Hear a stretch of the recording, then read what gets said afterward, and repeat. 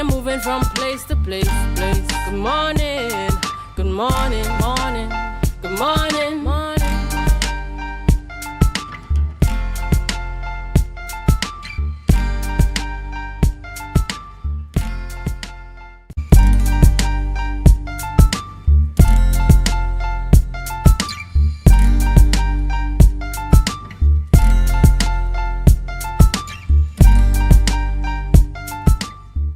Good morning and welcome to the Tobago Updates Morning Show. Today is Friday, February the 27th, 2026. I'm your host, Akinlabi Holder. It's good to be here with you in the land of the living. It's the last working day of February 2026. Yes, viewers, we have made it to the end of the second month of the new year. I am joined in studio by the lovely Renessa Ortiz. Good morning, Renessa. Good morning, Akinabi. Good morning to all viewers. Welcome yet again to Tobago Updates Morning Show. And as Akinabi said, it's the last day of the week, and it's also the last working day of February. I know a lot of people were saying that they felt like February was a lot longer than January. Yes. I saw the comment as well. February was a strangely tough month this year. I don't know why, but I'm not sure. Maybe it could be because the public servants got advances in December. It could be, but hopefully things will level off now in March and we could catch ourselves. But viewers, we have a lot to talk about this morning. You know, this on Fridays we tend to go into some sports on the latter half of the program, but we still have some very interesting conversations. We like to keep things light but still interesting. But before we get into any of those discourses at all, we head on over to our news in 90 seconds. Thank you, Akinlabi. 4-man shot and wounded in Patience Hill. THA pushes for independent Tobago seaport. Artist Sharon Phillips may be calling it quits, and West Indies gets a final chance at T20 World Cup semis in 3 days. Your news in 90 seconds starts now for Friday, February 27th, 2026. A 55-year-old foreman from Signal Hill is recovering after being shot in the forearm around 9:30 a.m. in Patience Hill on Wednesday. The suspect, described as an average height, medium-built, dark-skinned man of African descent, allegedly alighted from a brown vehicle and shot the foreman, stating, "You feel I forget you." The victim was treated at Scarborough General Hospital. Chief Secretary Farley Augustine says THA has completed a 4-year feasibility study for a dedicated import-export port in Scarborough that will lower the cost of living by removing double handling fees. THA has secured interested global investors who need sovereign guarantees from the central government to proceed. International recording artist Sharon Phillips shared on social media that she is walking away from the stage with her last public performance on March 2nd. The Mason Hall native cites 4 years of silent challenges and her need for her heart and mind healing as reasons for her exit. Phillips did not confirm if this retirement is permanent, but we wish her all the best. West Indies, who lost their Thursday match to South Africa, will in 3 days get another chance at the T20 World Cup semis when they play India, with the winner advancing to the semis. That was your news in 90 seconds. Tune in again at 6:30 p.m. for a full newscast. Thank you very much, Vanessa, for that news in 90 seconds. And it's quite unfortunate to hear the news of the wounding. The year started off, I would say, pretty good in terms of management of crime. We've been doing pretty well in terms of managing that. And it's just unfortunate. Every time you hear an incident, it's very unfortunate, and we hope that the victim recovers quickly and that the perpetrator could be caught as soon as possible. Justice comes as swiftly as possible. Because I know this year, as you said, we started off really well in terms of detection rates and keeping crime really low, especially during the carnival season as well. There were no major incidents reported. So whenever we hear anything on the island of Tobago crime related, it is always something to ponder on. Yes, and in other news also, we see that Sharon Phillips might be stepping away.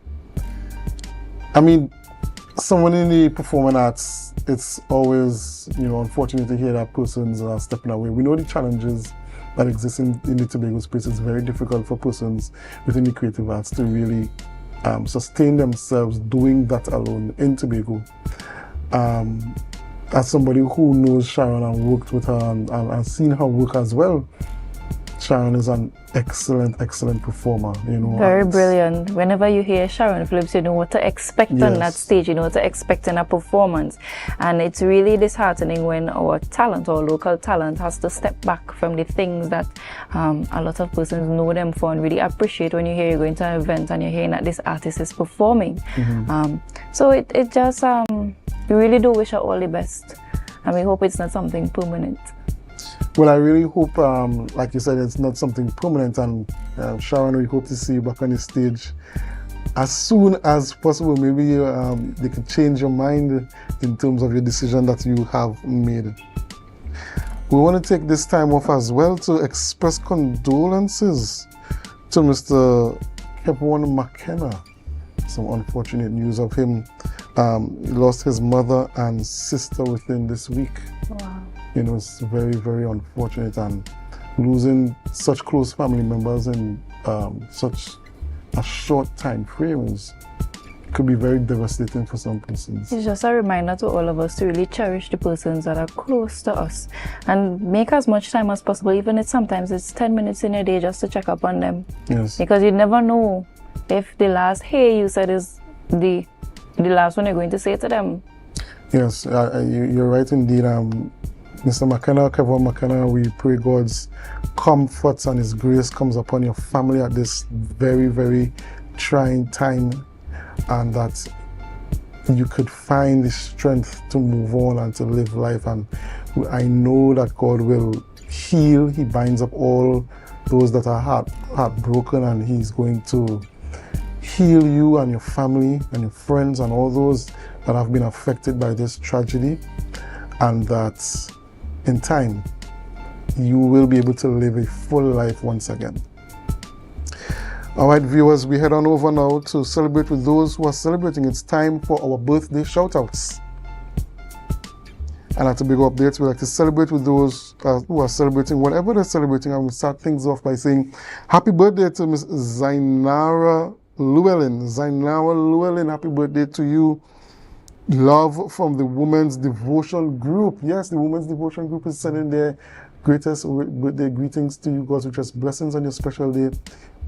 Excuse me. We pray that you keep Him close in everything that you do.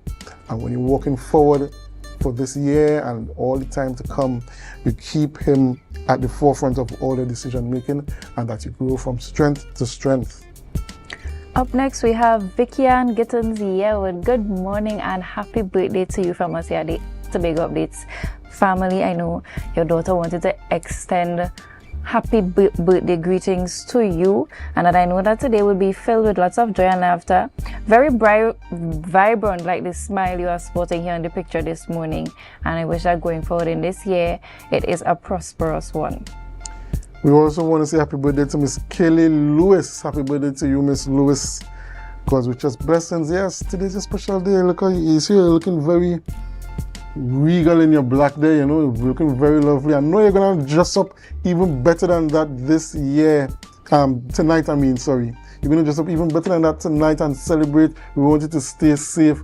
The producer here, he's chuckling a little bit because I'm not too sure what he's chuckling at. But we wish you God's richest blessings and that you stay safe tonight. Last but certainly not least, we have Carl Kennedy. Happy birthday from the Tobago Updates family, and I wish you a very great day today. I hope that today is spent with those who cherish and appreciate you, and going forward in this year, God's richest blessings continues to flow upon your life. All right, viewers, so whatever you're celebrating, we want to celebrate with you, whether it's a birthday, an anniversary, whatever it is, we here at Tobago Updates will celebrate with you. Tobago, Trinidad, the region, and the wider world, they will celebrate with you. So, Vanessa, who do we have in the program this morning? This morning we have Nigel Duke, President, and Keston Williams, Director of Lambeau Credit Union, and we're talking about the upcoming AGM and nomination deadline. And after that, we're going to have sports with Marcus, as you rightfully says, the cricket man. Yes, Mr. Cricket Marcus Daniel will come in and give us all things sports that are happening in Tobago, and maybe he might just touch a bit on national and regional. You know, he's a West Indies fan, and I know West Indies has been doing pretty well. We made a little bump in the road with that loss to South Africa, but we've been doing pretty well in the T20 World Cup, and we hope that we could rebound and defeat India and make it into the semis. So we have a pretty interesting lineup for you all today. Just something light, nothing heavy, on this Friday morning. Viewers, want to thank you for staying with us, whether on our Facebook Live or YouTube channel. 102 on AMPLIA, 121 and 130 on Flow, and 33 on Digicel. Whether you're in Tobago, Trinidad, or the wider region, or the wider world, we want to thank you for making Tobago Updates our #1 station right here in Tobago, and we ask you to do us a favor. Share the live, share the live, share the live. We'll be right back after these messages.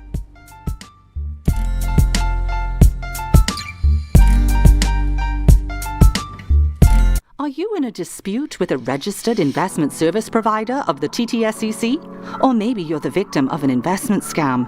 You can lodge a complaint or submit an anonymous tip to the Trinidad and Tobago Securities and Exchange Commission.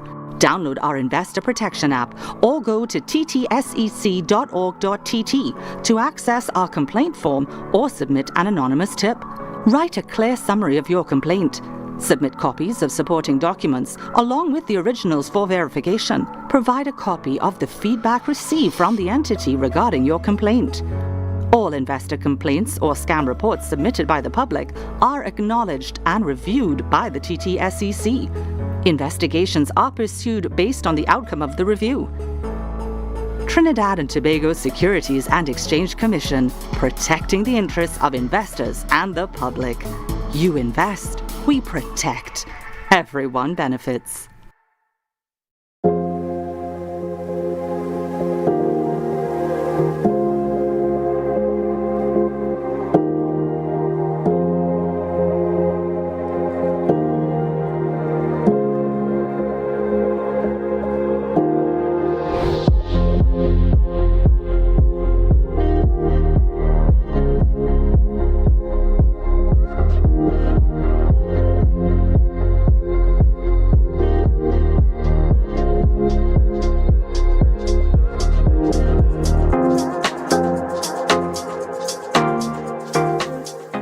You can now get whatever you need whenever you need it anywhere in Tobago with Tapago. Your meals, medication, groceries, and shopping all delivered directly to you. No more hassle, no more stress. Get the Tapago app today on Google Play or Apple App Store. That's TAPPOGO, and let us deliver to you. Check our website at www.tapogo.app or call the experts at 494-TOGO and 484-4746. Tapago. Relax. We will get it to you. Tapago's at your service.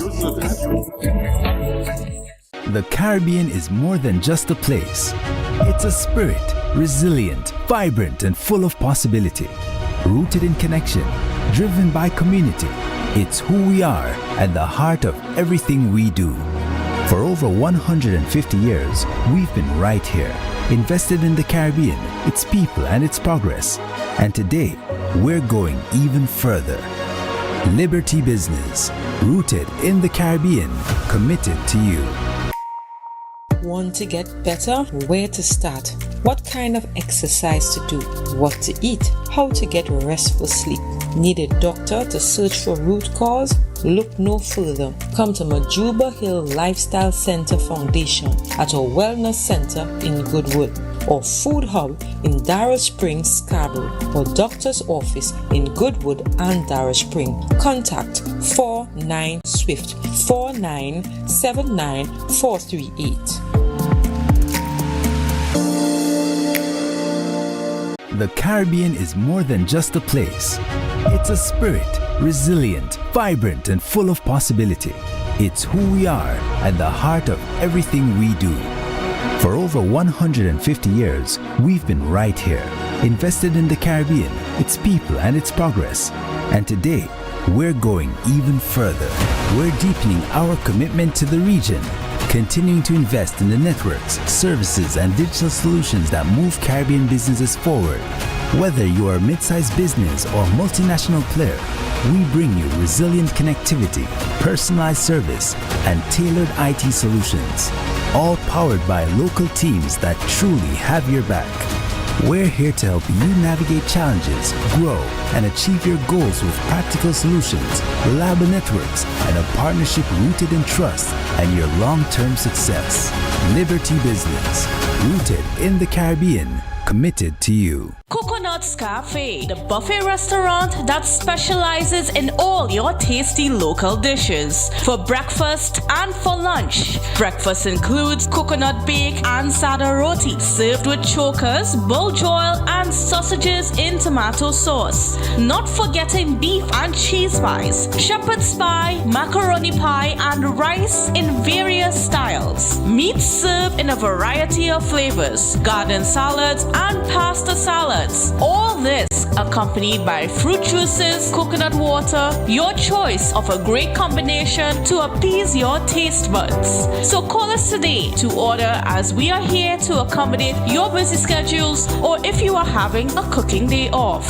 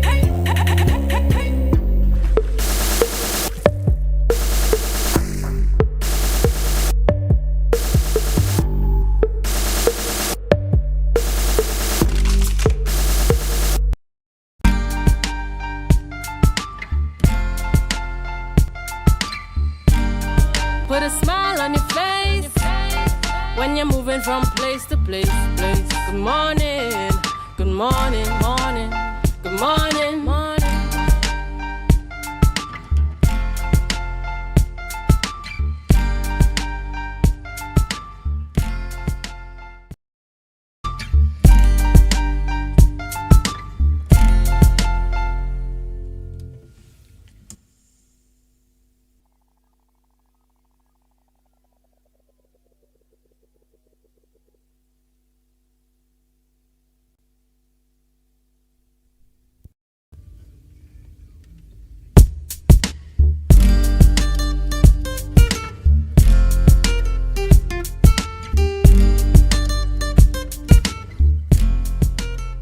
Good morning and welcome back to the Tobago Updates morning show. And we have in studio with us Mr. Nigel A. Duke, who is the president, as well as Mr. Keston Williams, who is the director and assistant secretary to the board.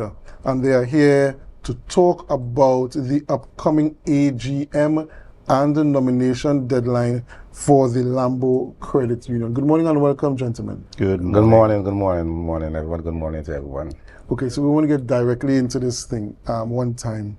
Mr. Duke, just tell us about this AGM, what the AGM is really about, and this nomination deadline as well. Okay, so good morning, everyone. So, credit unions are governed by their membership, and the method for the membership to participate in that governance is through a general meeting. And every year we have what we call an annual general meeting, where the reports of the board of directors and committees and management is presented to the membership, and where they are then able to intervene, to make recommendations, as well as to elect new persons to serve on the board the credit and supervisory committees for the next term. Okay. And the nomination process, can you just give us a rundown of how the nomination process works? Right. The nomination process works is every year. The board elected the committee, the nomination committee. We have a mandate. Our mandate is to make sure and review all of the candidacy, meaning the supervisory, the board of directors, and credit. And with that process, we send out a nomination form, saying nomination is out. We are asking person to come in, volunteer their service to be part of the credit union. We have certain criteria that the nomination, 2 forms of ID, job letter, proof of address, and then we with that now, we have an orientation process. The orientation process will outline the role and responsibilities for the different prospective statutory committees, board of directors, credit, and supervisory. And after that, we will have an interview process. The interview process will outline, or if all the members are in good standing, if our members have any experience or anything like that. And then we make a recommendation to the board. This is the prospective candidates going forward to be nominated to the AGM. So you listed in terms of the members, what the qualifications, right? Yes. We're going to delve into it. What kind of membership, what kind of nominees you're looking for, prospective candidates that you're looking for to really go up for these elections? Because, I mean, persons might be willing to go up, but they may not be qualified to go up, right? So just outline for us the type of person that you're looking for. Well, the supervisory committees is like the watchdog. Them to review all the compliance, or the records, or the loans, or everything like that. Them to do the audit, do the internal audit of the credit union, do the financials and all this. The credit committee deal with the loans, do the membership assets, the delinquencies, and all this type of thing. The board of directors is like the policy makers. It's teamwork. You must have a teamwork. You must have a better understanding with the stakeholders, the membership.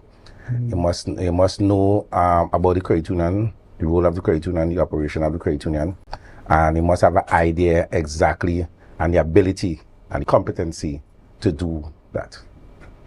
Mr. Duke, in terms of the organization, what has the interest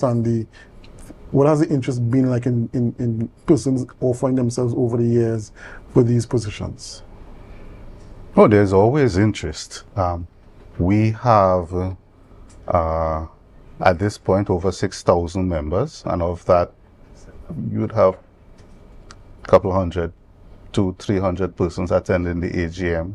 But leading up to AGMs, first we should tell you that for the board of directors, you elect 3 persons and 2 alternates. So we elect 5 persons in the year. So we usually make sure that we get at least 5 persons who offering themselves up at the time. Most years you will get 5 persons or 6. Last year we had 12. Wow. 12 so each year is different. Some years you have to convince, and some years we have too many to choose from. So it ebbs and flows. And the term for the board of directors is 1 year as well? Or 3 years. It's a 3-year term. 3 years. Okay, so in this AGM, upcoming AGM, you say you have 6,000 members. Yes. For those who may not be interested, just tell persons why they should be interested. Why should members be interested in attending and participating in the AGM? Okay, so credit unions pride themselves on being a democratic organization run by its members, for its members. One of the challenges is to understand what your members' needs are and how our services are impacting those members. And for that, we need to discuss, we need to have conversations, we need feedback.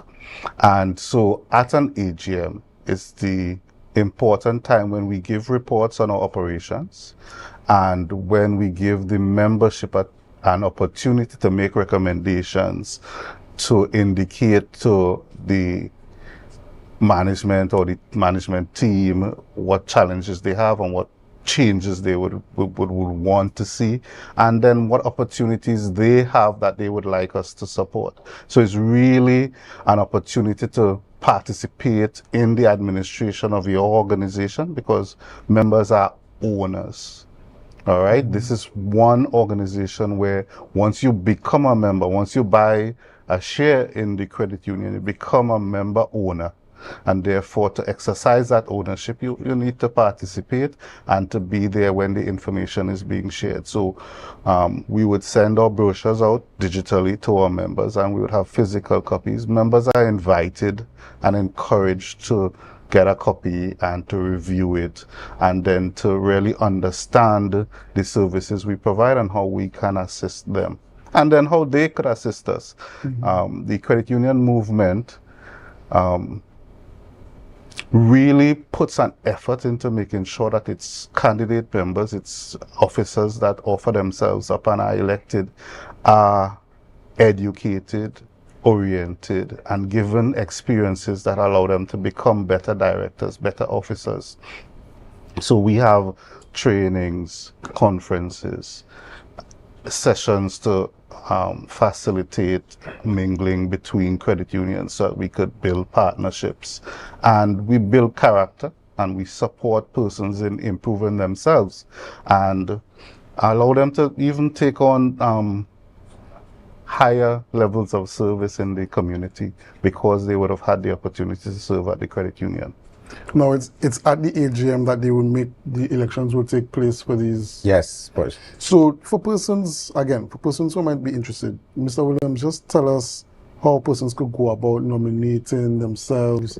Who do they have to reach out to, where they could get the forms, that kind of thing? Well, we have forms at the two branch, the Cambry branch and the Lambeau branch. Also, we have forms online at our website and on our Facebook. And we have a flyer that people could scan the barcode, and all the forms will be get access to the form. Right. I'll see the requirements, the two forms IDs, a proof of address, passport size picture, a resume, and certificate of good character. You must have that. That is the requirements in order to apply to be part of the membership. And the deadline date is Tuesday the 5th. You submit your application to the secretary of the nomination committee. And can persons nominate themselves, or they have to be nominated by someone else? Well, the form have two person to recommendation. Therefore, you have to get two person to recommend you. Okay, so you can nominate yourself, but Yes. you have to get at least two recommendations Yes. on the form as well. Yes, correct, that's right. Okay, and the person must be a member of the credit union. so so you must be a member of the credit union. Yes. You must be in good standing, good Yes. financial standing as well. Yes. Any other technical requirements apart from what was listed on the flyer? No other technical answer. You must have some form of knowledge about the credit union movement. Sometimes people don't have anything, but they have an idea, they're committed, and they're willing to serve. Therefore, we accept that. Because when you come into the credit union, we at the credit union movement, we send you on training. Okay. We will educate you and teach you your role and responsibilities, and equip you with the necessary tools for you to be better yourself as members. Okay, so we spoke earlier about the directors, the kind of interest they get in for directorship. But in terms of for these other positions, these other subcommittees, is there a general huge amount of interest in terms of the amount of nominations you all get? Yes. The credit committee is 5 members and 2 alternate. That makes it 7. Supervisory committee is 3 members and 2 alternate. The board of directors at the AGM elected 3 directors and 2 alternate. Therefore, last year we had 12 persons go up for board of directors, and last year we had 5 persons go up for supervisory and 7 persons go up for credit. Therefore, we had a big complement of persons showing the interest, whereas only 3 persons could be elected to go to the board of directors per AGM. Yes. Okay, so Mr. Duke, I just want to shift gears a little bit and just talk about Lambeau Credit Union itself. What about Lambeau Credit Union you would say distinguishes it from other credit unions in Tobago, even Trinidad and Tobago? One of the important things I would like for us to know is that our slogan is always there for you, always here for you. Always here. And we try to live that to ensure that we are present to support members through their various stages of life and through their different needs. And how we do it is through the offering of our services, savings, loans, and education. So we provide as much training as we can on relevant issues that are affecting our members. One of the challenges in answering this question is that all credit unions strive to do the same thing. And so all of us would claim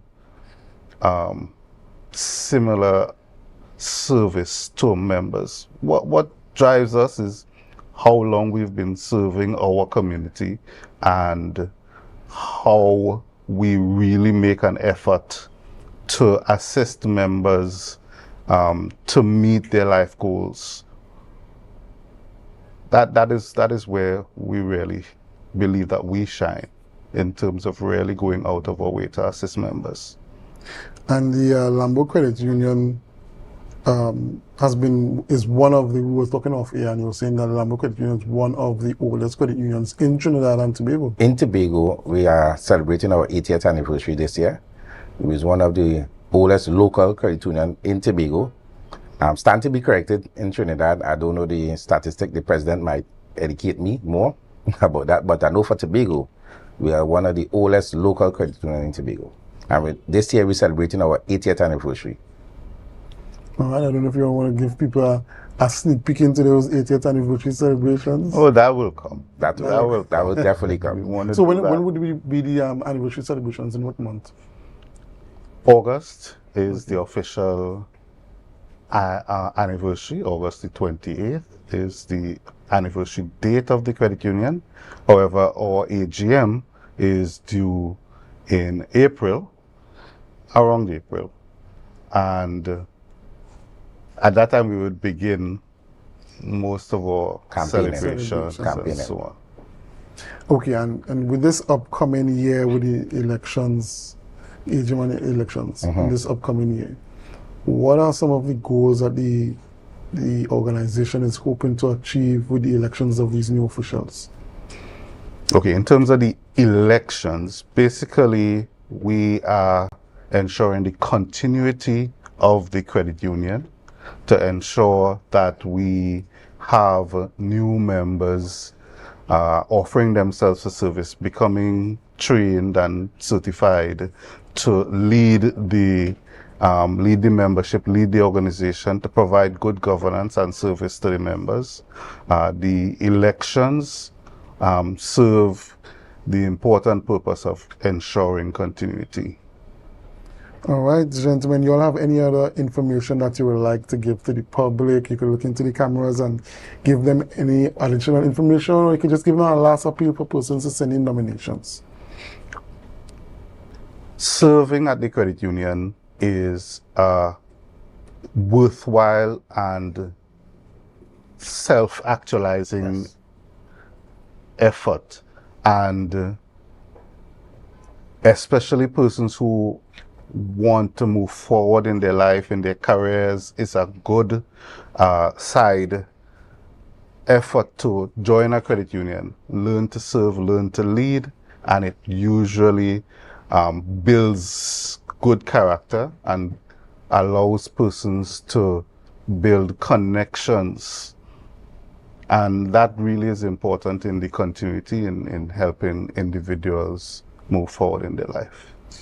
All right, I want to thank you very much, Mr. Nigel A. Duke, President of the Lambeau Credit Union, and Mr. Keston Williams, Director and Assistant Secretary to the Board of Directors, for coming here and speaking to us about the upcoming annual general annual general meeting and nomination deadline for the Lambeau Credit Union.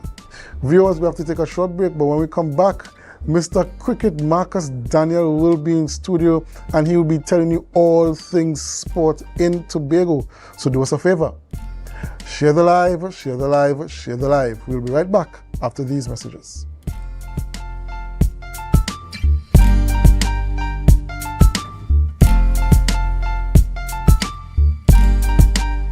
Welcome to Tobago Glass Supplies Limited, where innovation meets excellence and service reigns supreme. Our commitment is simple: to provide high-quality, innovative aluminum, vinyl, and glass solutions for both commercial and residential spaces. At TGSL, we don't just meet needs, we exceed expectations. Our range includes the finest aluminum cladding options, setting new standards in durability and style.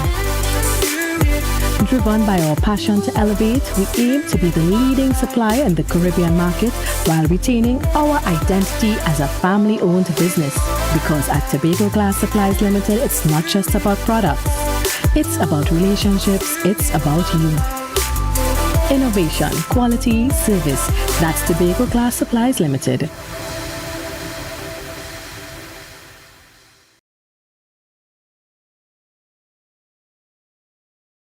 Our world is filled with rhythm. Rhythm that's unapologetic, infectious, timeless. Rhythm is commitment in action. It's how we show up for each other with unrelenting support that goes the distance. Rhythm lives in the tiny beats of our most intimate moments and the seismic roars of our biggest achievements.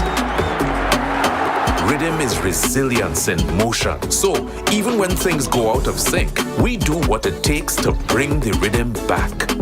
At Flow, we understand your rhythm because we live it. That's why we're dedicated to building a network as resilient as you, with a team of familiar faces working every day to keep you on beat.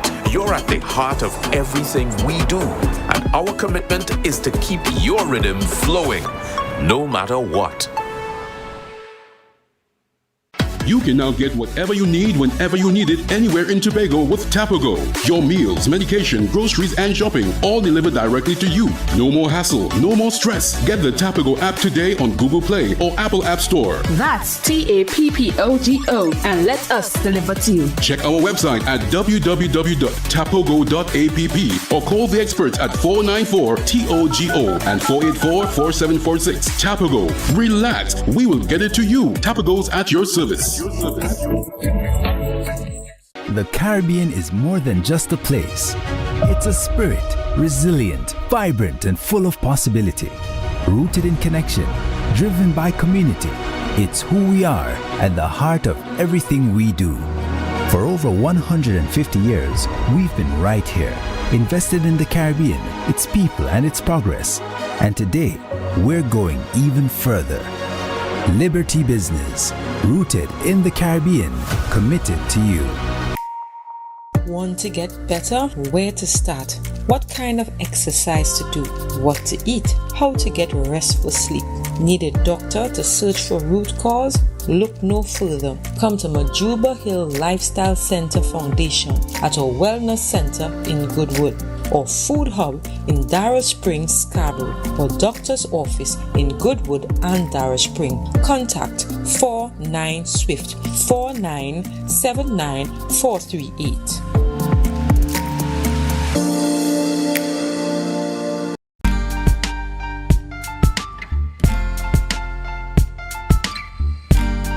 Put a smile on your face when you're moving from place to place. Good morning, good morning, morning, good morning, morning.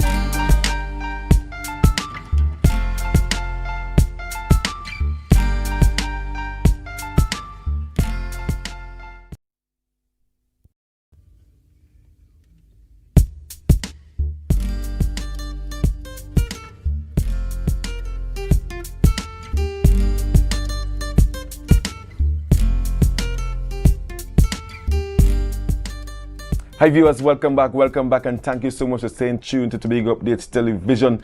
Of course, the best morning show throughout the country. I want to thank Renessa and Akin Labi for holding on the fort the previous half hour. And we're getting into the sporting segment. We got two interviews lined up for you guys this morning. We're talking golf and track and field. Yes, golf and track and field. Hope you guys are already getting ready for work. Work starts at 8 a.m. And this morning, the first up, we have Ms. Cherise Irving.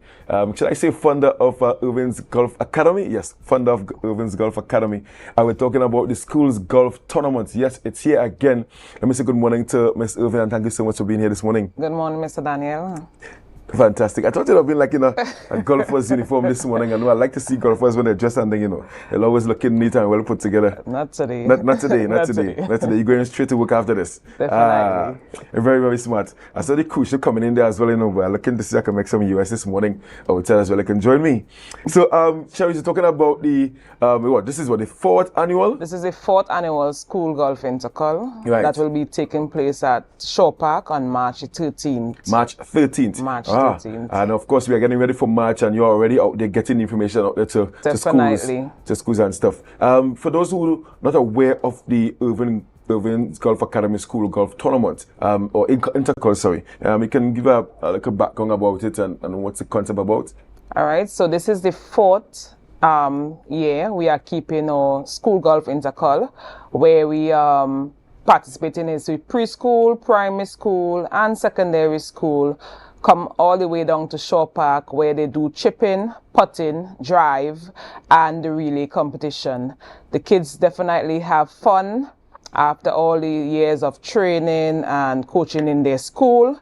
We come together as usual, as every year in March. We usually have intercalls in all different schools. So, and I said before in previous interviews, I said, let me come up with a school golf intercall to keep the children active and also to showcase their skills at the end of the year. Yeah. Has that program grown significantly, that school's golf coaching program? Definitely, it has been grown so far. I started off with 2 schools, and it had expanded to we are up to 15 schools and more counting. And as I said last year, I wish to get into the secondary school to have the secondary schools playing. Also, I want to extend to play on the golf course. The secondary school get the opportunity to play on the golf course and showcase their skills and come back to the school golf intercall. All right, so we want to really push forward, but it has grown, definitely grown bigger and bigger each year. So is it that we're going to have like all 15 schools or primary schools or what? How many primary schools do you have on the roster and secondary schools on the roster this year? This year we have 9 preschools signed up so far, and the primary schools are still coming in. Secondary schools are still coming in. So far, register is 100 persons. Some persons ain't registered yet, but we're looking for 160 persons. Like last year was 150, so I know this year will be increased. And we also add the biggest supporting crew. Last year was it was nice. So what's supporting crew like in terms of who's loudest or numbers? Numbers loudest. So Little Jewels came out in their numbers. And they won the biggest crew. And also last year, who won for the primary schools was Signal Hill Primary School. They won the school golf intercall, and Little Jewels won for the preschool. Fantastic. Yes. How do you arrive at the winner? We do points. So every child participated, first, second, third, and if you participated, you earn points towards your school. And overall, from participating in numerous like chipping, the putting, the drive, also the relay added points to your school in order to get an overall winner for the pre and primary. So the pre go against the pre, and the primary against the primary, and the secondary against the secondary. But we also encourage the preschool, so we give them a small token out to encourage them. Those are the tiny tots, and you want to motivate them to continue to play while having fun in the game. Fantastic. Yes. And in terms of the tournament over the years, this is your 4th year, and obviously outside of going into schools, you also have an academy of which you invite persons to come and learn the sport of golf. Have you seen a growth in the participation in the sport of golf in Tobago since you have started this academy drive and the school drive as well? Yes, a big increase because where we do from the primary schools or the preschools, we take them up in different levels. So once I see you have the full potential to swing a real golf club, I take you to the evening program, showcasing you the evening program, also enrolling you into the evening program. And most of the students came from the school program, right? And also the children who fall in love with it say, Mommy, I don't want to do no school again. I want to be in club. Yes. You know, so it really warms my heart to see the children really pursuing the game of golf and playing it serious while having fun. And it's been a great increase, and also they represent in different tournaments in Trinidad and stuff, and these children shock me at times. You know, sometimes you think they're not, you know, taking the teaching in, yes. but when they go out to play, they really perform at their best. Yeah, fantastic. And, and let's say a school is watching this morning, a principal is watching this morning, and she's excited or he's excited to get his school signed up for this this cool golf tournament. How can they get in touch? All right, so you can get in touch via Instagram, Facebook, or my WhatsApp number, 766-3946. You could WhatsApp us. We will provide you with the link and the flyer also to extend to all schools. So it's open to all schools, all golfers, once they are teen and junior golfers. You are open. We have this segment for you guys to come out and have fun and display your talent and make this bigger and better every year. Let's talk about the Irving's Golf Academy as well. You guys are based where now? Because I know there's a challenge with having a space for training and with golf in Tobago. I've seen the chatter all over on social media as well. So where do you guys train and from what age group that persons can register with Irving's Golf Academy? Right, we currently located a spot at Magdalena Grand. Thanks to Miss Lewis for alerting us that area to train. So we train on Wednesday at the Magdalena Grant golf course, and on Thursday we are at Mount Pleasant Field teaching the kids golf. All right, so we start from the age of 3 right up to 18 and adults and special events and stuff like that. Right, so it's golf for all. Oh, it's golf for all. And in terms of participants from your academy, is there anyone regionally participating regionally, internationally? Some names they can put out there to look out for? Definitely. In my upcoming after this tournament, I am jumping straight into my Irving's Cup tournament and also have to run the Girls Golf, which is going to be held in Bahamas this year, the 27th of March to the 1st of April. And there are athletes such as Asia Taylor, Legacy still out there is playing due to the coolness right now. He's not much training, but he's more indoor. And we have junior golfers from the school that is really good to go out there and represent. Oh, that's fantastic. And once again, let's run me through the day's activities at Shaw Park, and let's remind persons the date and what they can look forward to on the day. All right, so the date, March the 13th. At Shaw Park grounds. We start at 9. We start the registration at 9, and we kick off at 9:30. All right, so we have the kids zone, we have the bouncy castle games and stuff like that also. We have stuff on sale on the day.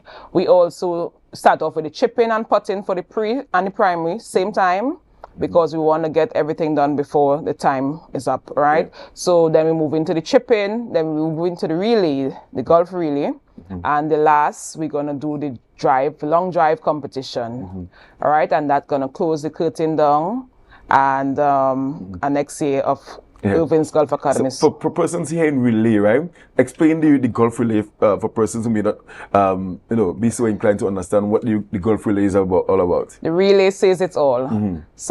The first person is 4 person on a team, usual relay. The first person do the full swing.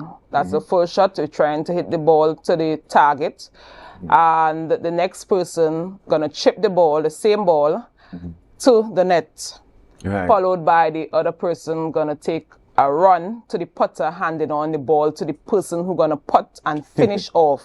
So we finish the hole on the green. So we're finishing the hole putting, and they have to putt to try to reach the mark of 50, allowing the ball to stick on the board.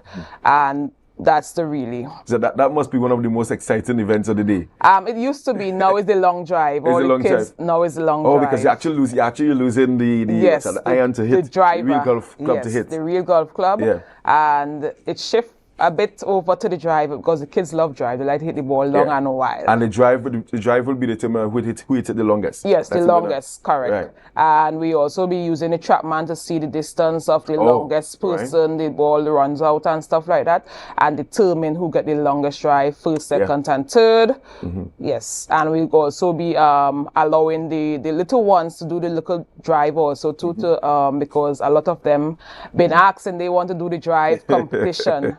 All right, due to they are entitled to one skill. Yes. Right, so yes. Okay, fantastic. Everything sounds exciting as per usual. I've been privy to have a first-hand experience with this school golf intercol, and I can tell you it's very competitive, and they come out very uniformed, and they love participating, albeit it's not an actual golf course, but I mean there's a green, it is green at Shore Park, right? We made our green. We made our green in Shore Park, and it's always a spectacle to see the youngsters, especially at the nursery level. They come out and they enjoy playing school golf intercol, and I'm expecting a bigger and better turnout this year. So if you have some time, come down in Shore Park on the 13th of March, and it's all free of charge, right? No, this year we're gonna charge $10 for entry, due to fit some bills and stuff like that. So this year we are charging for the entrance only. And of course, as you mentioned, bills, in terms of sponsors, you want to mention any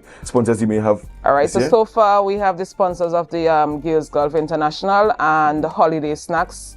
They continuously support the Irving's Golf Academy, and I'm really thankful for that. Also the help of Education sending their coaches out to assist in scoring and stuff like that. And I wish for more sponsors to come aboard to help grow the game of golf and the school golf intercol as it get bigger and bigger every year.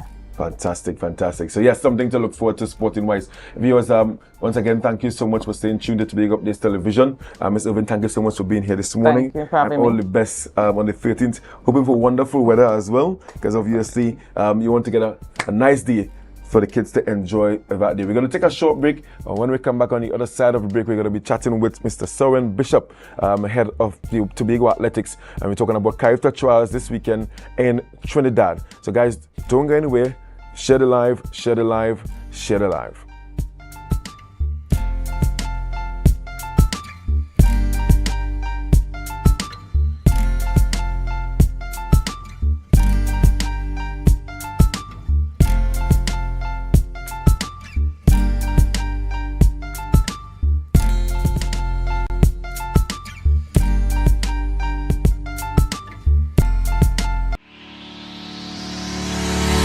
Promotion presents Laugh and Live this Good Friday, 7 p.m.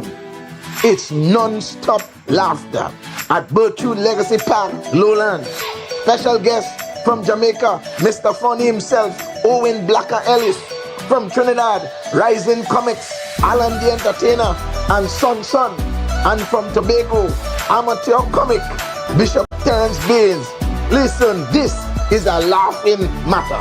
Get your tickets now at Den's Electronics, 2nd floor, Port Mall, Scarborough. And Island e-tickets, or call 685-1988. At the door, you will pay more. It's gonna be a family affair. Laughter is good for the soul, whether you're young or you're old. So get your tickets now. You can't afford to miss it. Add some laughter to your Easter. Coming up, fets, pan, parades, soca. Yes, Carnival is in full swing. Artists from all over added their strokes to Antigua and Barbuda's canvas. A boost for these Barbadian projects through the power to make a difference. Equal servings of culture and good cheer. It's Caribbean Passport TV right here on this station.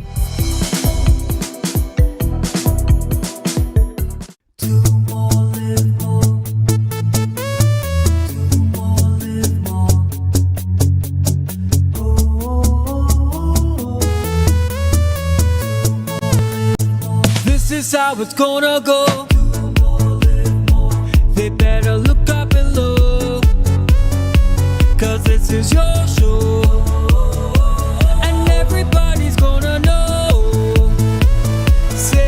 them once again. They better look out below. This is your show, and everybody's gonna know. That's how it's gonna go. They better look out below, 'cause this is your show.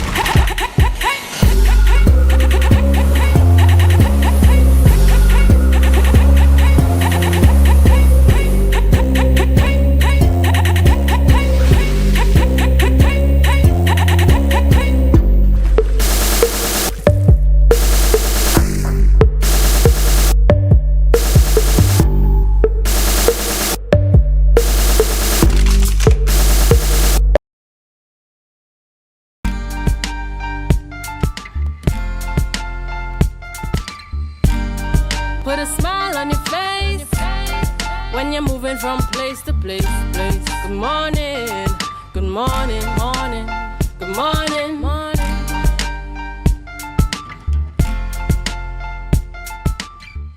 Hi viewers, welcome back, and thank you so much for staying with us here on Tobago Updates Television. We are into the sporting segment. Just had a wonderful interview there with Cherish Irving, head of the Irving's Golf Academy, talking about the school golf intercal on March 13th, so you can go out there and check that out. We are now on the line with Soren Bishop, head of Tobago Athletics, and we're going to be talking about character trials this weekend, the all important character trials this weekend, where the country's top junior athletes, of course at the secondary schools level, they're going to be putting their best foot forward, attempting to get the standards in different events to go across there in Grenada. Yes, Grenada, the venue for the character games this year. Good morning to you, Mr. Bishop. Good morning, Marcus, and good morning, Tobago. Good morning to the world at large. Yeah, always a pleasure having you here, Mr. Bishop. Looking very uniform this morning. Are you already in Trinidad? No, still in Tobago. Still in Tobago. You're just going to beat the traffic this morning to get in the studio. couldn't. Impossible. But thank you so much for being here. So when we're talking about the character trials this weekend at the Hazy Crawford Stadium, how prepared are our athletes in Tobago? Well, I mean, with the circumstances that we faced with, I mean, with the challenges that we have encountered for 2026 so far, I mean, we could only be as prepared as we are at present, with no Dwight York Stadium at present for our athletes to really have an appreciation or a feel for competition. We have been traveling to Trinidad during the year so far for some of the major meets, and we have had to do a couple of grass meets here. So, I mean, we are as prepared as we are. But nevertheless, we are hopeful that our athletes would use the challenges and the situation to even, to inspire them with their performances this weekend. So we're hopeful. Yeah, and in terms of the track events, is there like a significant disadvantage moving from track meets into, well, let's say the Mondo or the track in Trinidad? Here's the Crawford Stadium. Is there a significant disadvantage for our athletes? There is some disadvantage because as a coach, the more races an athlete gets, at least on track, and for sprinting events, the more prepared that athlete is. But there's something about grass tracks, and there's a theory that says that grass is resistance. So, I mean, you could only get them as prepared, and a coach would definitely have to be very skillful. Yeah. And use the different, knowledge and try and make something out of it. But it's not impossible. You can get your athletes to run fast by using grass preparations. That's a given. Oh, that's good. That's good news. Good news. And in terms of the Tobago contingent, how many athletes are we expecting to take to Trinidad this weekend? Well, from my last count, we should be having 78 Tobago-based athletes, and then we have those who would be coming in from the different territories like Jamaica and the states, because there are some foreign athletes and wherever else they might be. So they'll be coming in. But we could say just about 80 athletes from Tobago. Tobago athletes in total should be participating at the Carifta Trials this year. Yeah, and it's 78 in total. In terms of funding, because obviously I'm not sure if you guys going on the fast ferry or you're going with Caribbean Airlines. So how do you as an organization manage such an expense? Because I'm sure you have to get accommodation, ground transportation, and the fare for either the ferry or Caribbean Airlines. In terms of funding, entry support that initiative as well, or it's borne by the clubs that are participating? All costs, all expenses are fully paid by either a club or by parents. And we must say the parents have been sacrificing and they continue to sacrifice for their children. We haven't had any assistance per se from any entity. The entries would at least try in terms of like registration per event to sort of help us out in having a waiver for registration of events. So there's some sort of help or assistance given from that area with the entries. But it has been, all expenses have been borne by parents and the clubs. Wow. Earlier you mentioned that international athletes are going to be flying in as well. Is it mandatory for them to return for these trials, or can they meet the standard wherever they are based? According to the policy, it is safest that they come. But in order for them to not participate at home at the trials, they'll have to send in advance, which should have been somewhere in early February, I believe. Not early February. Yes, early February or late January. They would have had to send a letter of exemption stating why they would be unable to come. So it has to be a really special circumstance why they didn't turn up. But according to the policy, they should be here, or they must be here to come to participate. Yeah, and in terms of Tobagonians, can you name some of them that will be flying in? I know of LeBron James. What about O'Shea Cummins? I know she's now based in Jamaica as well. I think LeBron is now in men. So he's out of the age group. Jaidi James as well. He's the brother of LeBron. They are all in men now. I believe O'Shea should be coming home. I'm not sure. I don't have all the details. I can tell you in particular, I have an athlete that has already landed. She's Shauna Parson. And she participated last year at the game. She does long jump and triple jump. Yeah, and who can we look out for in terms of surety to make that standard in whatever event? Just give me some names, Cause I mean, I'm sure they have to be going in Trinidad. May want to go across to the Hazel Crawford to them and taking the trials as well. Well, we do have, as you said, should have O'Shea Cummins, Alex Henry as our next big name. Those are from the Zenith Athletic Club. We have Caleb Campbell from Kaizen. We can look out for him in the high jump. And Lemuel, I can't remember Lemuel's surname. Lemuel has an African surname that I can't pronounce, but he's in Kaizen. I understand. We are from RSS, Jafari Shaw. You could look out for him for sure. He's doing shot put, I believe, and I think he's doing well. He's based in Jamaica. I think Sheslon Gordon should be coming home. I'm not sure. For me, I have Jafari Edwards. You could look out for him. You could also look out for Deja Reed as well. Deja Reed, yes, upcoming young hurdler and multi-athlete. I don't know which event she's doing this weekend. So and then so it's a two-day event. Can you just give us an idea of how the 2 days will be? Run over the weekend.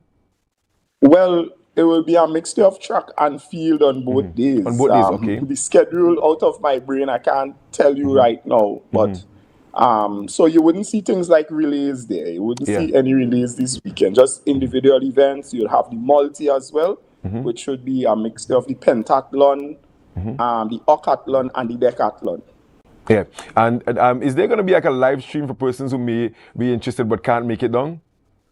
Yes, a live stream should be provided by the entries. That would only happen probably later on today or into tomorrow. Yeah. And what time was starting on the both days? The start time is 10 a.m. on both days. So once we have people from Tobago who are making their way down to Trinidad and they really want to come out to support our Tobago athletes and even our national athletes in general, they could just come across to the Hazy Crawford Stadium and support our future generation. You think this year is going to be our biggest contingent ever in terms of athletes from Tobago? Well, we only hope for the most we have ever had was 19. Yeah. Twice we had 19 athletes.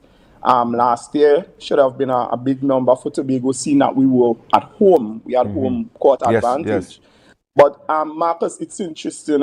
I just want to push this in here that the standards were raised after last year's event. We had a number of athletes who I would just say make the team. But they didn't really show up at the Carifta trials, and the entries and the General Council made a decision to raise the standard. Wow. Right? And in so doing, Marcus and Tobago, a lot of the athletes actually push themselves to make the standard. So this year, the team, based on both the mixture of Trinidad and Tobagonians, we could be in for a good medal haul, and I am looking at the medal haul and not just making the team.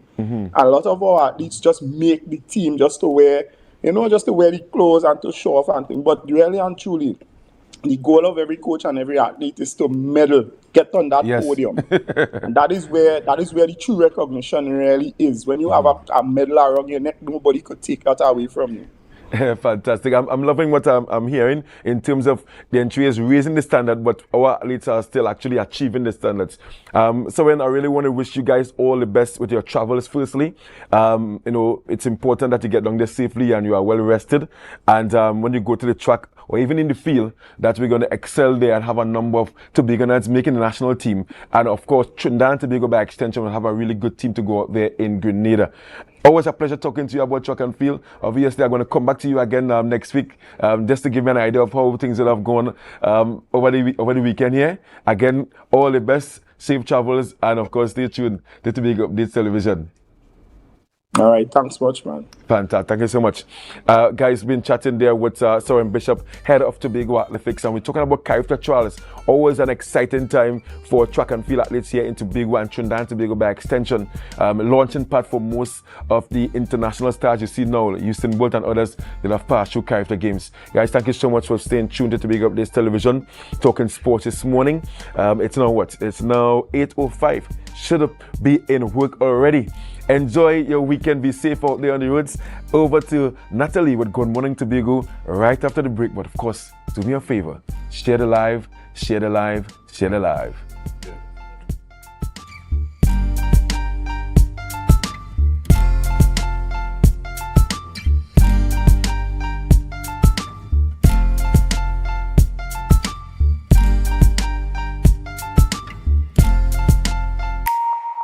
Want to get better? Where to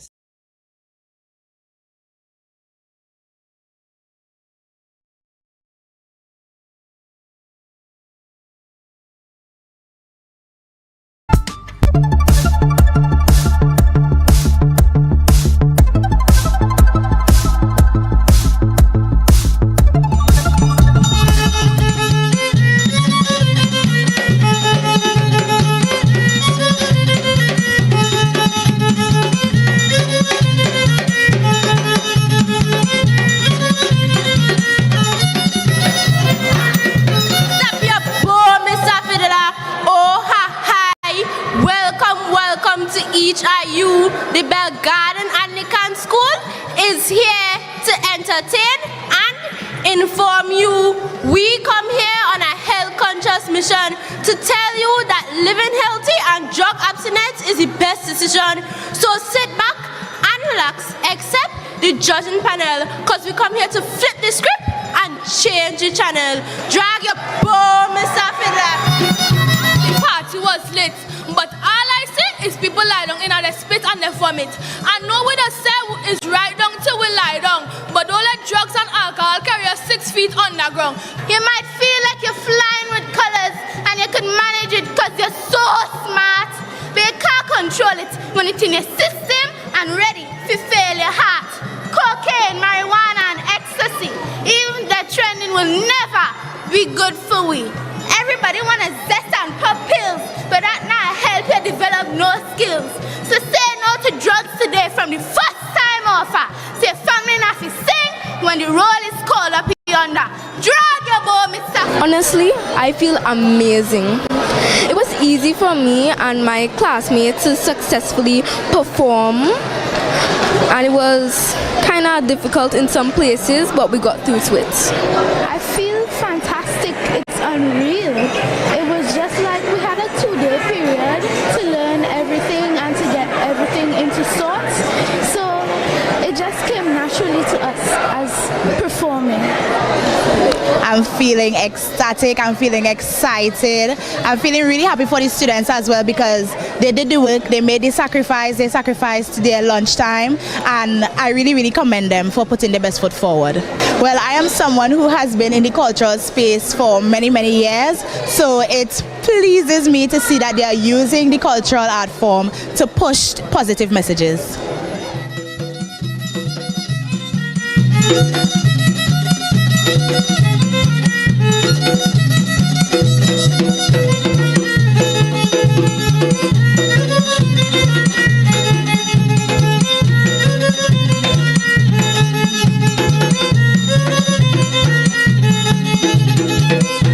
Stress has become one of the most significant triggers for substance misuse and relapse.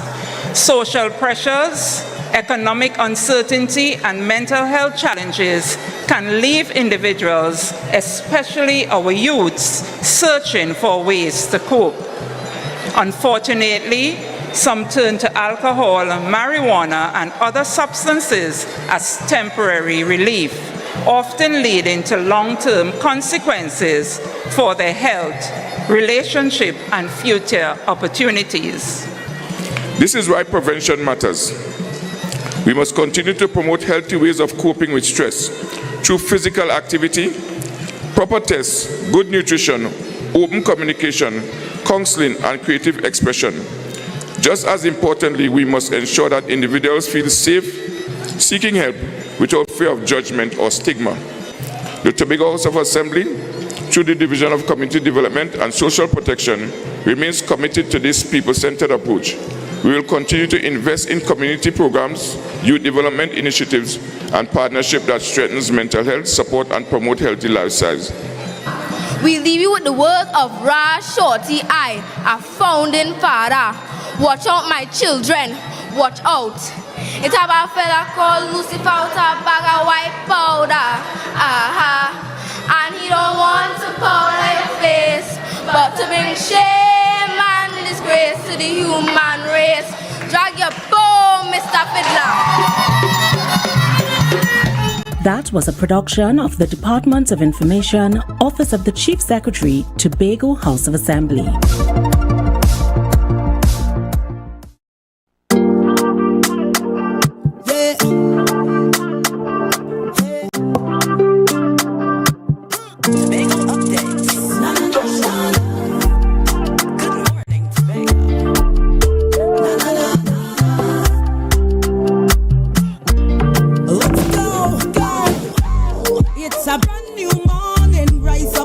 A brand new dawning as the passion start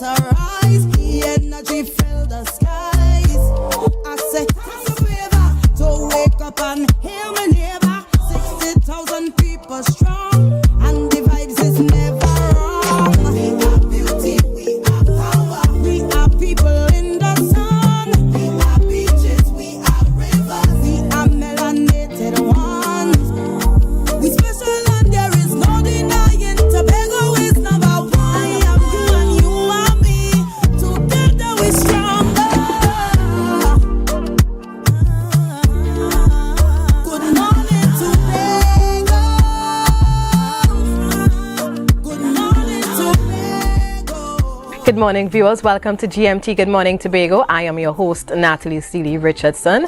And of course, it's always a pleasure to be with you on Friday mornings. So let's begin with our news in 90 seconds for Friday, February 27th, 2026. A 55-year-old foreman from Signal Hill is recovering after being shot in the forearm around 9:30 a.m. in a Patience Hill on Wednesday. The suspect, described as an average height, medium-built, dark-skinned man of African descent, allegedly alighted from a brown vehicle and shot the foreman, stating, and I quote, "You feel I forget you," end of quote. The victim was treated at the Scarborough General Hospital. Chief Secretary Fali Augustine says the Tobago House of Assembly has completed a 4-year feasibility study for a dedicated import-export port in Scarborough that will lower the cost of living by removing double handling fees. THA has secured interested global investors who need sovereign guarantees from the central government to proceed. International recording artist Sharon Phillips shared on social media that she is walking away from the stage with her last public performance on March 2nd. The Mason Hall native cites 4 years of silent challenges and her need for heart and mind healing as reasons for her exit. Phillips did not confirm if this retirement is permanent, but we wish her all the best. West Indies, who lost their Thursday match to South Africa, will in 3 days get another chance at the T20 World Cup semis when they play India, with the winner advancing to the semis. And that was your news in 90 seconds. Tune in again 6:30 p.m. this evening for a full newscast. And of course, viewers, we are getting right into our conversations this morning. We have a full lineup for you. And to set us off, our first guest this morning is joining us virtually, Dr. Bishnu Ragoonath, political scientist.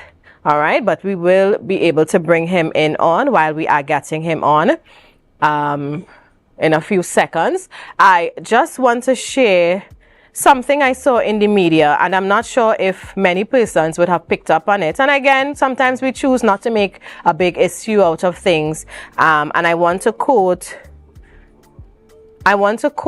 from the Guardian, the Trinidad and Tobago Guardian, who would have reported on the Tobago House of Assembly Chief Secretaries in sharing information on the Sea Bridge. And within that article, 2 other viewpoints were presented. One from former Prime Minister Dr. Keith Rowley and one from Ms. Haddad. Of course, we know her here in Tobago in being one of the voices from the business community. And I just want to share, she was responding to Mr. Augustine's comments. So I'm reading from the Trinidad and Tobago Guardian. She, and in this case, the she is referred to Ms. Haddad. She noted Augustine's comments about the 1-year lease of the vessel, but said an immediate change is needing.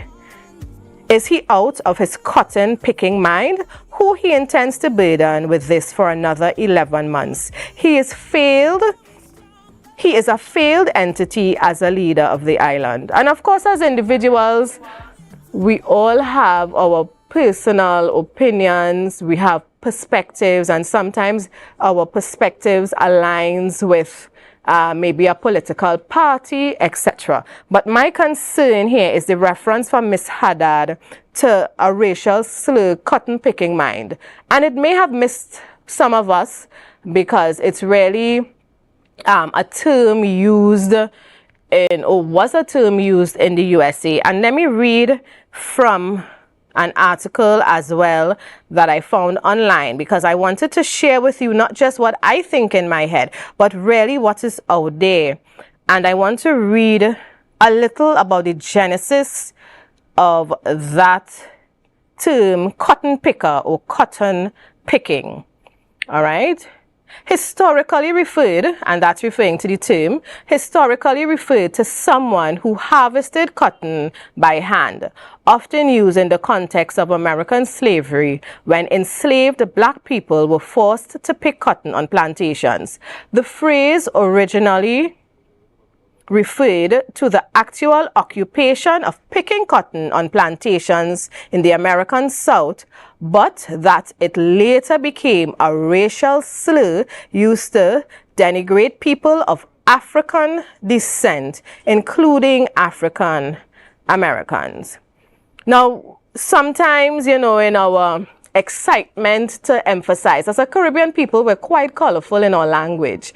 And sometimes, you know, we phrase things a particular way and it may not come out as intended. So I'm not here to judge Miss Haddad. I don't know what would have spurred her to describe someone's thoughts, someone of African descent, and refer to their thoughts as, you know, coming out of their cotton picking mind. So I would leave that to you viewers to do your research, to think, you know, more about how we choose to express ourselves, especially if we are caught up in the heat of the moment, if we are unhappy about something, and especially for our leaders. We need to hold them accountable when they, you know, as we say, jump out of their skin. You know, they forget that they are representing a group of people and organization. And I don't know if anybody from any of the organizations or institutions she's a member of would have come out and maybe made a comment on this. But again, it may have, you know, slipped by. Sometimes we only pick up on comments based on where it comes from, who says it, etc. Right? So I'm just putting this out there, and just for us to be more aware of what we say, when we say it, and how we say it. All right, and that's just me sharing some thoughts with you this morning. So I understand we do have our first guest online this morning, and he is ready. And we're going to have an interesting conversation with him. Of course, we always have interesting conversations with all our guests here on GMT Tobago Updates Television. So let me welcome Dr. Bishnu Ragoonath, political analyst. Good morning and welcome. Good morning. Pleasure to be here. And this morning, Dr. Ragoonath, we are going to talk about our Prime Minister's speech that she gave at the CARICOM opening, where our heads of government would have met. Of course, it was the 50th regular meeting of the Conference of Heads of Government of CARICOM. And for those who are viewing and you're not familiar with some of these terms, you know, CARICOM is our Caribbean Community and Common Marketplace, where we have about 15 members and I think 5 associate states or countries that form this organization to help with regional unity. And it took place this week. I think it's closing today, Dr. Ragoonath. You can correct me if I'm wrong. And our Prime Minister's speech seems to be the speech everyone is talking of, or at least one of these speeches. And I want to get right into some of the analysis. And I want to start off with the tone of this, Dr. Ragoonath. In some camps, people are saying it was a fearless tone and they stand by it. And in other camps, you are hearing it was a revolting tone. So do you think that the Prime Minister's tone would have been something that could have been softened, or do you think her tone may have been intentional to send a message to us here domestically in Trinidad and Tobago, or to send a message to the other member states? Okay, so let me just start by saying that from my perspective, Kamala Persad-Bissessar was consistent in what she was saying and how she said it.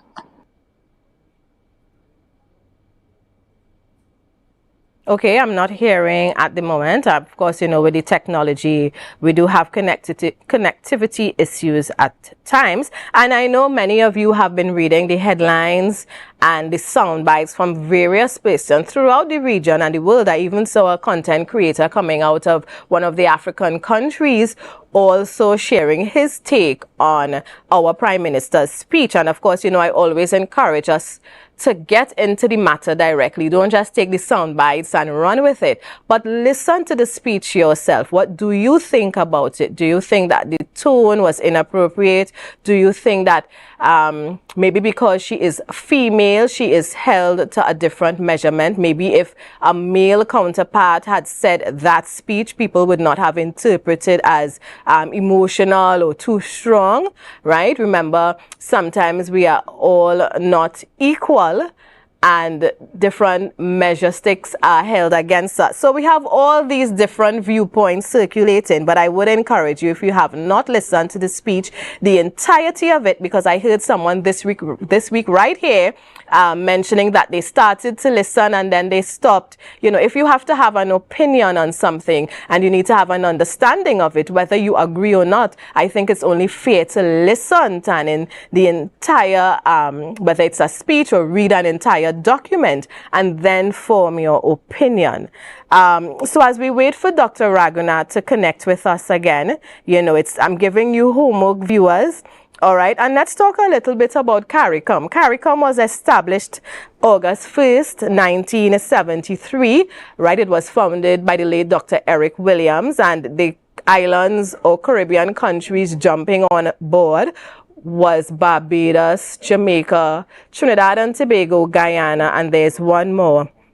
Or maybe that's it. I think that would have started, in that first group when it began in 1973. Now, many of us are focused on our Prime Minister's speech, but this is not the first time where we have heard Caribbean leaders talk about the failed attempts of CARICOM to really unite us, for us to move as a region, for us to move as a fully united group.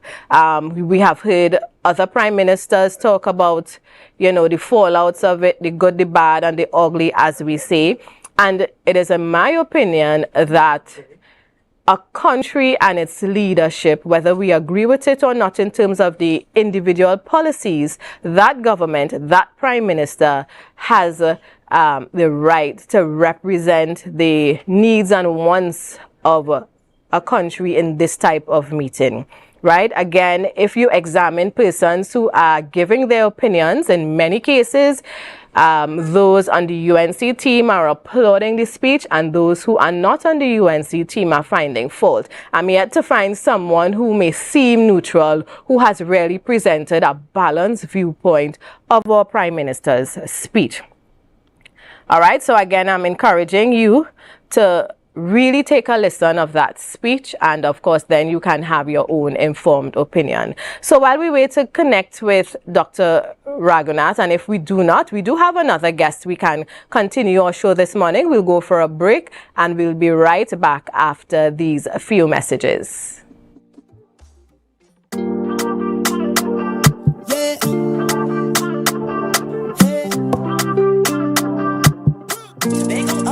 You can now get whatever you need whenever you need it anywhere in Tobago with Tapago. Your meals, medication, groceries, and shopping all delivered directly to you. No more hassle, no more stress. Get the Tapago app today on Google Play or Apple App Store. That's TAPPOGO, and let us deliver to you. Check our website at www.tapogo.app or call the experts at 494-TOGO and 484-4746. Tapago. Relax. We will get it to you. Tapago's at your service. We are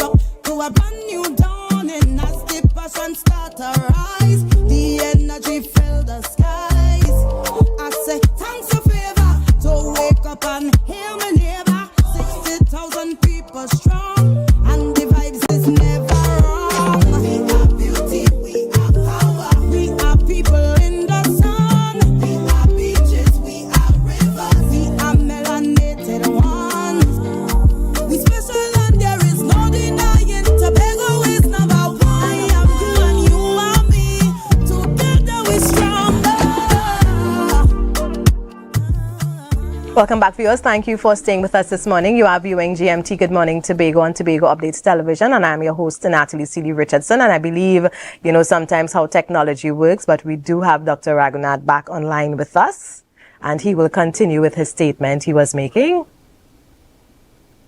Thank you. Basically, what I was saying is that Kamala Prasad-Bissessar was consistent in what she had been saying ever since she took government.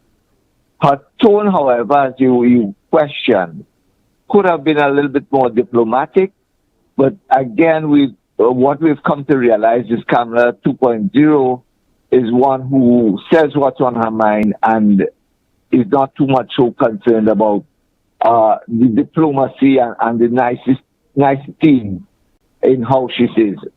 And that, I think, is one of the things that we have to come to accept in this regime, this administration of Kamala Prasad-Bissessar. But having said that, I go back to the content, and the content that I said is that she's consistent. In fact, last year, when she came out and said that CARICOM was an unreliable partner, people were left questioning exactly where did that come from. I think at her speech on the opening of this CARICOM heads of government meeting, she explained when she talked about the issues with, at least from her perspective, the Brent Thomas issue, as well as the failure of CARICOM to support Guyana and Trinidad when they were seemingly being challenged and suggested that they could face and there was no word from CARICOM at that point in time. So that is where I say, in terms of the content, she explained herself based on what she had said earlier, but that she could have been somewhat more diplomatic in how she would have said it. And what are some of the key themes you would have noticed coming out of the Prime Minister's speech? Well, the most important thing is that, well, several things. One, she spoke about the need for CARICOM, and yes, there's a need for CARICOM. And two, that once we talk about the need for CARICOM, the question is, how do we strengthen CARICOM? I think many people will consider Kamala Prasad-Bissessar had an agenda of breaking up and mashing up CARICOM. She made it quite clear that that's not her intention, but rather she would like to see CARICOM strengthened. Whether or not she will have the support of the other leaders in CARICOM to revise that Treaty of Chaguaramas, we'll really have to wait and see.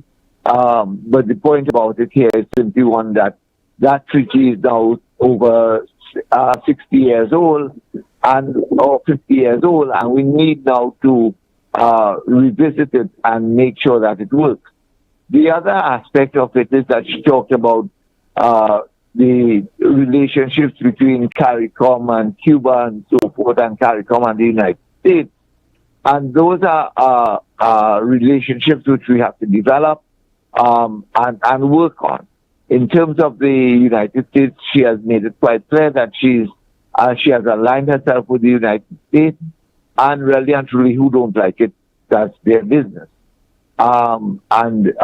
She's going to continue to maintain that because she has adopted an agenda of Trinidad and Tobago's first, and to that extent, she sees the majority of her support, both military-wise and otherwise, coming from the U.S. as at this point in time, seemingly because CARICOM has not been able to stand up to give that kind of support that she believes that Trinidad and Tobago would have wanted.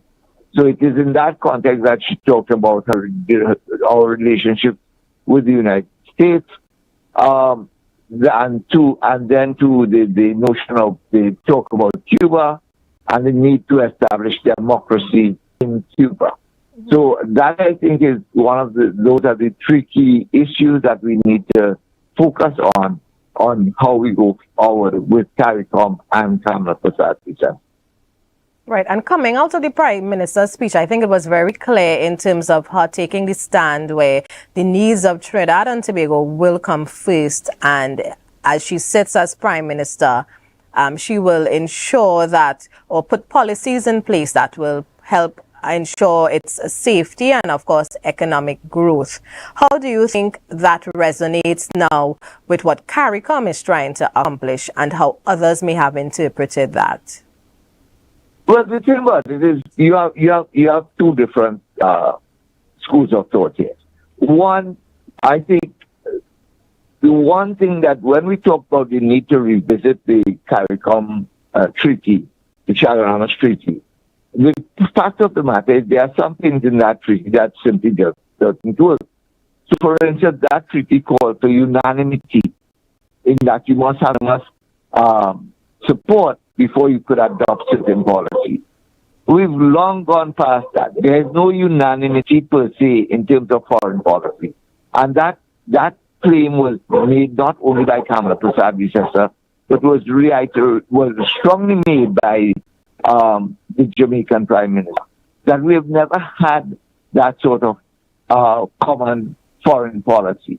And the mere fact that several countries in CARICOM have embassies and high commissions in different parts of the world, several of which in the same cities and same countries, suggests that we cannot and we have not yet come to any one common foreign policy agenda. Mm-hmm. And that, I think, is one of the challenges that CARICOM faces, in that we say one thing, but we do another thing. We talk about, yes, we want unity, yes, there's a Caribbean community, but when it comes to, for instance, going outside there and putting a common face, we don't. Mm-hmm. And that was clearly illustrated when we talked about the Secretary General, for instance, for the Commonwealth Secretariat, when the Caribbean was supposed to nominate a candidate, and rather than one candidate, you had two candidates coming from the region, mm-hmm. which suggests that there's no commonality and no one common perspective in how we move forward. Mm-hmm. So that in itself we need to deal with. There's the notion that every country has to seek its own interest. Trinidad and Tobago has made that very much so clear. Unfortunately, I think that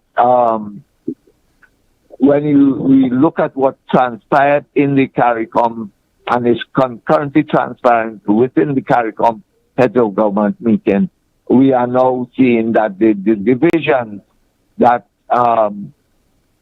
we thought would have been mended seems to be widening, because while Kamala Prasad-Bissessar was in St. Kitts, and after she had made her speech, yes, there was camaraderie and whatever else, but immediately on Kamala Prasad leaving St. Kitts and returning to Trinidad, we're now hearing other leaders in the Caribbean coming and saying that what was said was not true, and they are defending CARICOM, notwithstanding that while she was there, we heard no such comment. Mm-hmm. And that, I think, is where we need now to, CARICOM needs to look at itself and see where it needs to go. Because, for instance, when the Barbados Prime Minister came out and said it was a scurrilous lie that Mr. Thomas was abducted from Barbados, that is her point of view. We note, however, that Kamala Prasad-Bissessar referenced not a point of view from a politician, but rather from a judge in the Trinidad and Tobago High Court when she said the man was kidnapped. So it is in that context that you hear, and we now have to deal with these issues as to whether or not how CARICOM will survive. Beyond this, we really have to wait and see whether they'll actually sit down and talk as adults or whether they will simply try to backbite with each other. Mm-hmm.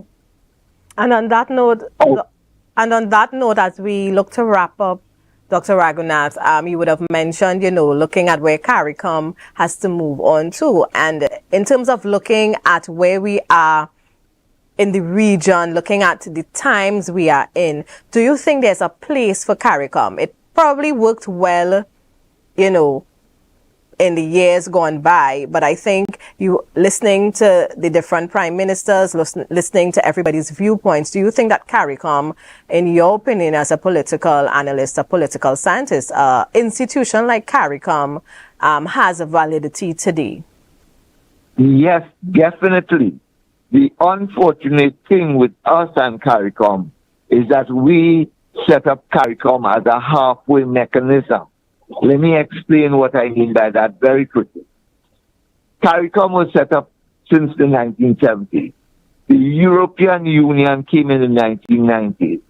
The European Union is functioning effectively today, but not CARICOM. Why? Because certain institutions were set up within the European Union. So, for instance, there's a European Parliament, which meets regularly, and where member states and have delegates. We meet twice a year as heads of government, and many of the commissions within CARICOM do not function effectively.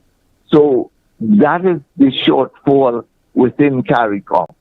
Until we could fix CARICOM's organization and governance structure, then and only then we will get the full benefit of CARICOM. But yes, there's a role for CARICOM. Unfortunately, the current mechanism and current organizational structure and governance structure need to be updated to better suit the needs of the region. Mm-hmm. Thank you so much for sharing with us, Dr. Ragoonath. Viewers, we are getting ready for a quick break, and when we return, we're going to talk about all the Sahara dust that we are facing daily. So stay tuned.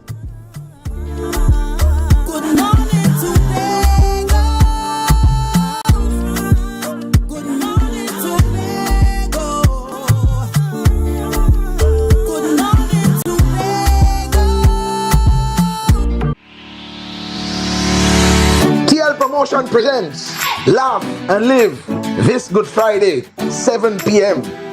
It's non-stop laughter at Birchwood Legacy Park, Lowland.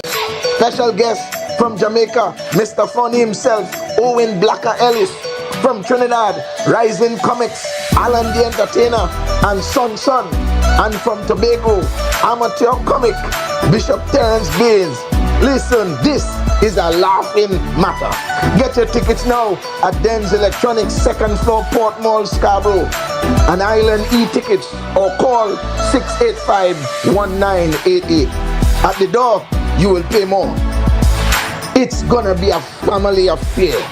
Laughter is good for the soul, whether you're young or you're old. So get your tickets now. You can't afford to miss it. Add some laughter to your Easter. Our world is filled with rhythm. Rhythm that's unapologetic, infectious, timeless. Rhythm is commitment in action. It's how we show up for each other with unrelenting support that goes the distance. Rhythm lives in the tiny beats of our most intimate moments and the seismic roars of our biggest achievements. Rhythm is resilience in motion. So even when things go out of sync, we do what it takes to bring the rhythm back. At Flow, we understand your rhythm because we live it. That's why we're dedicated to building a network as resilient as you, with a team of familiar faces working every day to keep you on beat. You're at the heart of everything we do, and our commitment is to keep your rhythm flowing, no matter what.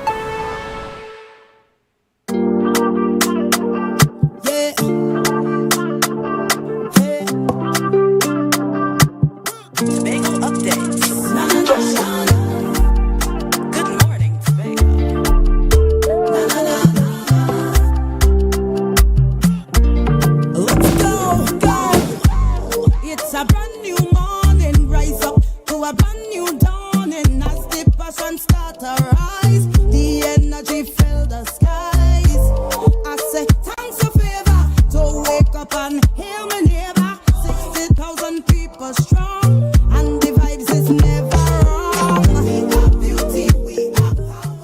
Thank you, viewers, for staying with us. At this time, we talk about the Sahara dust that we are all too familiar with.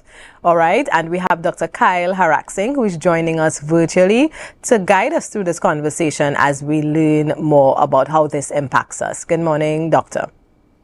Good morning, Tobago. I'm here to talk about Sahara dust.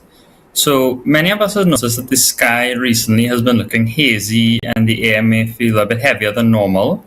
And this is often due to the Saharan dust. So what is Saharan dust? The Saharan dust are fine particles of sand and minerals that come from the Saharan desert in Africa. And strong winds lift this up into the air, and they travel thousands of miles across the Atlantic Ocean, and they descend in the Caribbean, including Tobago. So we notice peaks usually around June and August, as well as May to October. However, it is important to note that there can be events anytime outside, such as what we're experiencing presently.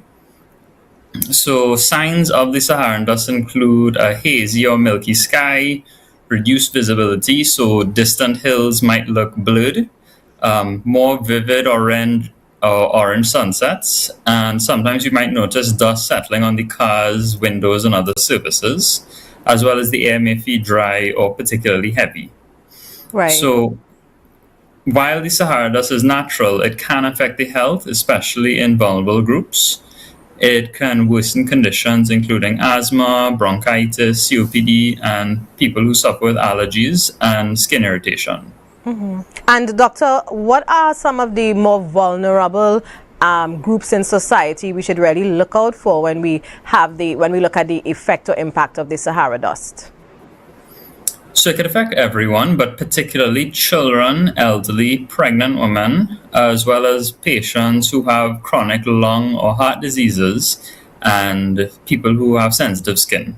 Mm-hmm. And what advice would you give to everyone, but particularly those vulnerable groups that you would have mentioned? So some home remedies, or what we could call preventative measures, would include staying indoors when the dust levels are high, keeping the windows closed, and using air conditioners or fans with filters if available. If we do have to venture outside, it might be best to wear a mask, as well as staying hydrated. And some people get benefits with what we call nasal rinses. So they will take saline and wash out the nostrils, and that can help some people. It would also depend essentially on the patient too. So if a person is having, let's say, eye irritation, they would benefit from eye drops to lubricate the eyes. So washing out the nose wouldn't help as much. Right. Yeah. And what are some of the you mentioned asthma, other respiratory concerns, right?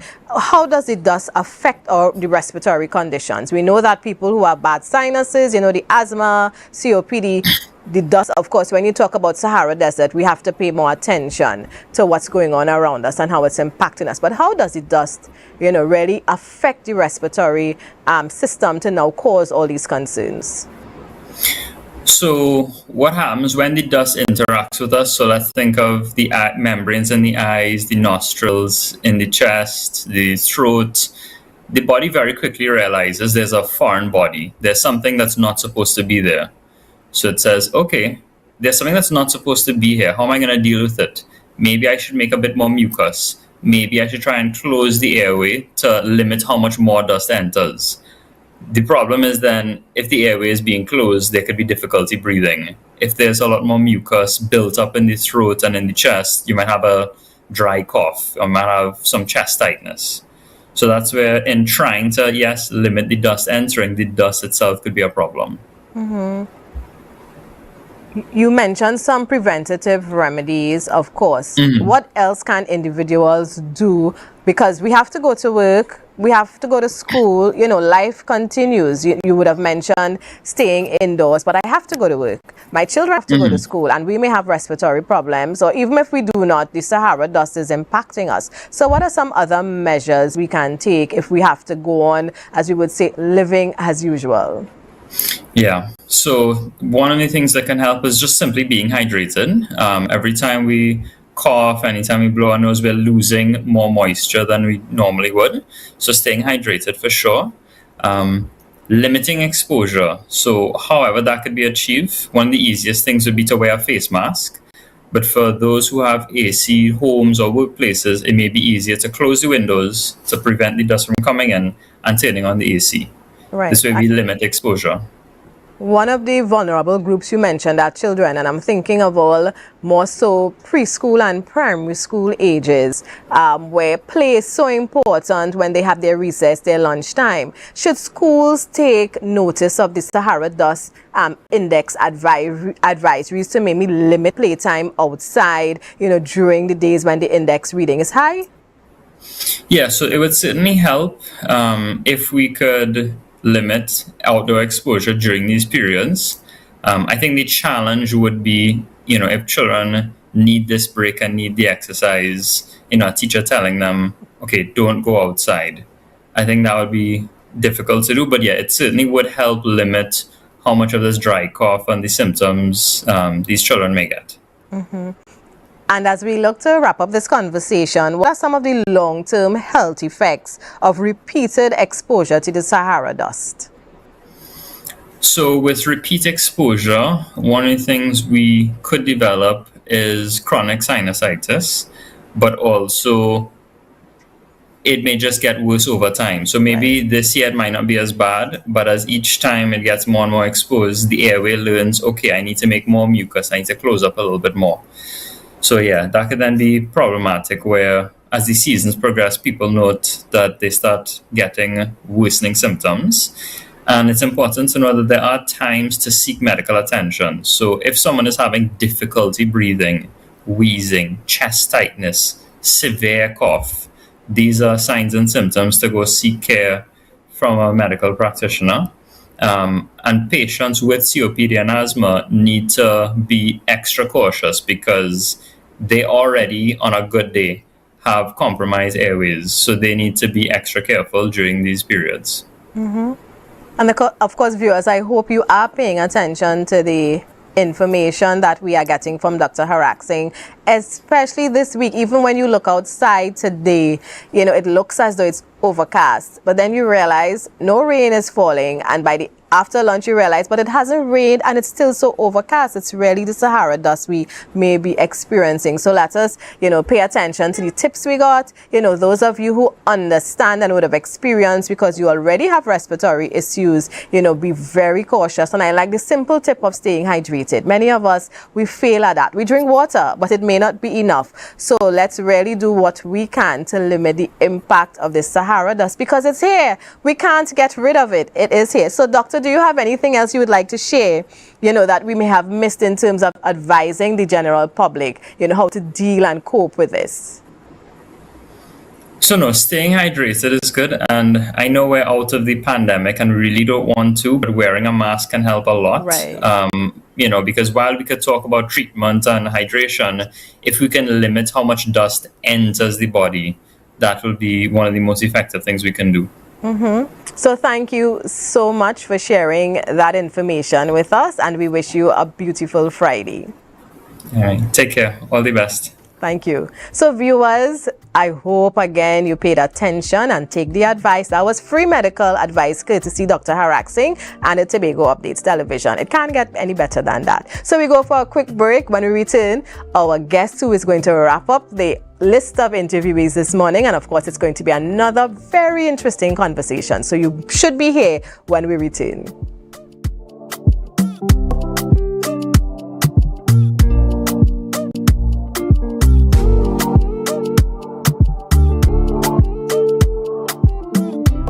The Caribbean is more than just a place.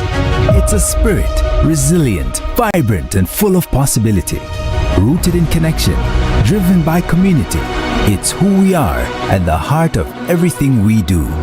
For over 150 years, we've been right here, invested in the Caribbean, its people, and its progress. And today, we're going even further. Liberty Business, rooted in the Caribbean, committed to you. TL Promotion presents Laugh and Live this Good Friday, 7 p.m. It's non-stop laughter at Bertrude Legacy Park, Lowlands. Special guest, From Jamaica, Mr. Funny himself, Owen Blacker Ellis. From Trinidad, Rising Comics, Alan the Entertainer, and Son Son. And from Tobago, Amateur Comic, Bishop Terence Bays. Listen, this is a laughing matter.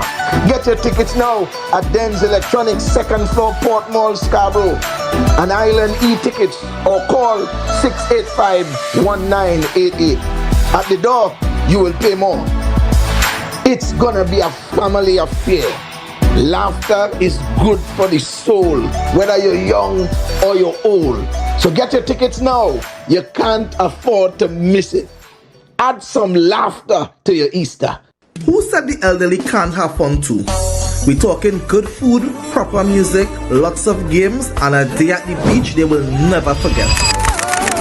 From the time we left the compound at Heavenly Care Home for the Elderly, the vibe was already established. Wheels up and seatbelts on. Watch now, when we touched down in Pigeon Point, everybody was ready for excitement. But before anything could take place, we had to secure bellies. You ever play bingo by the beachside? Well, that was the first activity on the roster, and boy did these seniors have fun. However, others wanted something more physical, so we brought out the ring toss, and not even arthritis could have stopped them. Well, I was blown away at how straight these people were. Are you sure this is a home for the elderly? Nothing beats a Chetu holiday, but nothing beats the song of Good Steel Pan by the shores while we take a dip in Tobago's finest water. Wait, more food again? This is my type of event. The energy was amazing and nothing short of a blessing.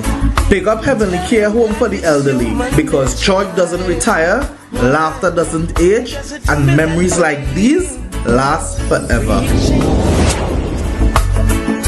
To a stranger.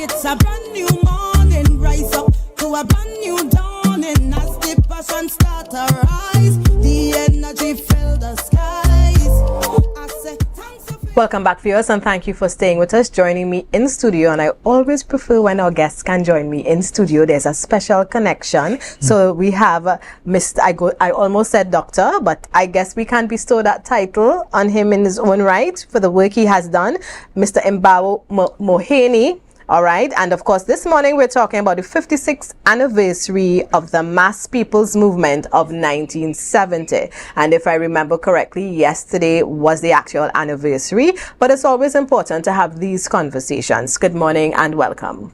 Thanks, Natalie, for the introduction.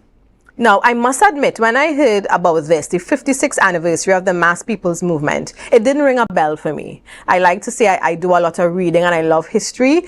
And when I started to look it up, every time I put in this phrase, mass movement, Mass People's Movement of 1970, articles on the Black Power movement of the 70s would come up. So explain to me if there's a connectivity. Is it part of, is it one of the same? That's quite interesting, because the term Black Power is what is most used to describe that movement and that period. But NJAC was not founded in 1970. NJAC was established on the 26th of February 1969. The 26th of February 1970 was the first anniversary of the founding of NJAC. Right. And it was on that date that the Mass People's Movement of 1970 began. And what is most peculiar is that between 1969, 26th of February, 1969, 5th of March, 1970, all we knew about was NJAC. Right. It is when the Chief Servant Macandal Dagger, who was the leader of the movement, led a demonstration of approximately 20,000 people into Port-au-Spain on the 5th of March, 1970, that the term Black Power just came out of from nowhere. Right. And the Express the following day, the headline was "Black Power Stuns the City." But we understood, or at least the chief servant understood, that it was a strategy to alienate NJAC. Because when you stamp black power on it, it means that all other ethnic groups would see that as not their business. Right. Black power is for black people. And the Black Power movement was actually a U.S. movement, was it? Yes, Stokely Carmichael is the one who coined the term black power, and that raged in the United States. Right. The movement here, it was not really black power. It was a movement for a new and just society in Trinidad and Tobago and the Caribbean, because the chief servant actually led a Caribbean movement. And to show you how democratic or undemocratic we are in the Caribbean, right? They tried to silence the movement to whatever extent they could. And so the chief servant was banned from every island in the Caribbean, in the English-speaking Caribbean, with the exception of Guyana. Guyana is the only territory that never banned him. And yet, when he founded the steering committee, the Caribbean Liberation Steering Committee, he had Maurice Bishop there, he had from Grenada, right. He had Tim Hector from Antigua, he had UC Quayana from Guyana, he had Raymond Charlotte from French Guiana, he had Trevor Monroe from Jamaica, he had Rosie Douglas from Dominica, who became Prime Minister there. It was a Caribbean movement. And that is how, when the organization began to advocate for a Caribbean examination, CXC came into being for the Caribbean. And in spite of all these benefits, in spite of the fact that Tobago, for instance, before 1970, over 70% of our best land was in the hands of foreigners. Right. And it's that movement that began the transformation where locals could have earned more land in Tobago, right? Where the government was forced to buy out 13 of the large estates. And is Pigeon Point one of those? Was that included then? Well, Pigeon Point, there was a demonstration to Pigeon Point, where the gate was ripped out and thrown into the sea because before 1970, black people had to pay. That was stopped for a while, and then they have brought it back where you have to pay again. But there was a demonstration to Pigeon Point. There was also a demonstration by boat to the Buku Reef, because the Buku Reef was really discovered by local fishermen, 2 of them in particular. And they sort of prepared the reef, cleaned it, and it became a tourist attraction. Right. And when it became that attraction, they pushed out the local boat owners, because somehow they were able to create a narrative that to take tourists or anyone to the reef, you needed glass bottom boats. And our local fishermen could not afford that. Right. So they were pushed out.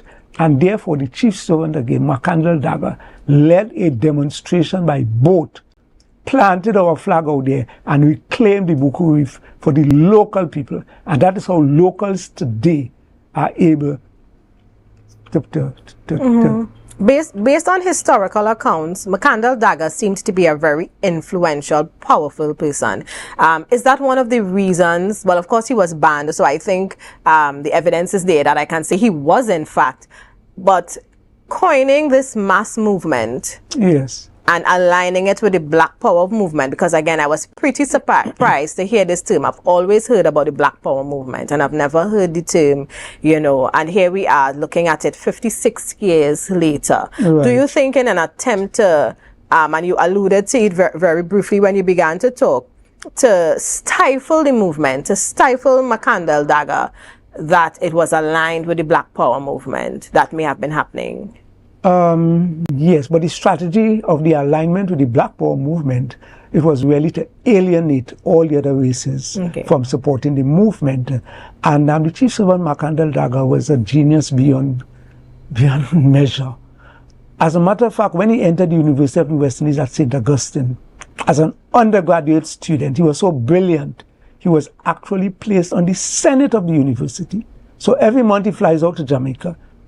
right? Participating in writing policy for Mona, for Caville, and for St. Augustine. And then he comes back and sits under the principal and lecturers who has to carry out his policy. And why is it important for us to commemorate or even have the discussion 56 years later about this movement? Number one, because our people need to know the truth, right? They need to know that there was a movement that was there for justice, for upliftment, for transformation of the economy. And I just want to touch on one or two of the achievements that would have materialized 1970, 71, 72, okay? For example, in 1970, we got the National Commercial Bank, which was advocated for by NJAC, and we got that in 23 days. By September, that bank was opened under, for the first time you had a local and an African heading a bank in this country, Philip Rushford. As a matter of fact, as the saying goes, black people couldn't even get to become a teller in those banks. You could be a cleaner, a messenger, or to serve tea, but you have no position above that. In the whole country, you may have found about 2 Africans. And was the same with the Indians. They were denied that privilege as well. That was for the local whites, for the Syrians, that type of thing. So that was 1970, and you could Google it. When was National Commercial Bank established? 1970. The first person I heard making a statement to the effect when Brother Daga stood up and said, any government that cannot insure its own people does not deserve to exist. He made that statement in 1970. By 71, we had national insurance being established. There was also a movement for the people of the Caribbean to have their own examinations. Again, if you Google it, when was CXC established? 1972. When was the Hugh Wooden Commission established? 1971. So during that period, and that Hugh Wooden Commission led to us becoming a republic. We were the first country in the English-speaking Caribbean, right, to have a national as our head of state. We got our first president in 1976. The second country in the Caribbean would be Barbados 45 years later. So we were way ahead of the region because of that movement. Okay? A lot of the youngsters today drive into the gas station and they see NP, National Petroleum. Before 1970, it was not like that. It was BP, British Petroleum. It was Shell from Holland. It was Texaco from Texas in the United States. All the gas stations were owned by foreigners. And that movement, right, drove the process where these institutions came under local ownership. And I want to ask, I have always been amazed when you read about the 1970s, the amount of persons who would show up in these marches, protests.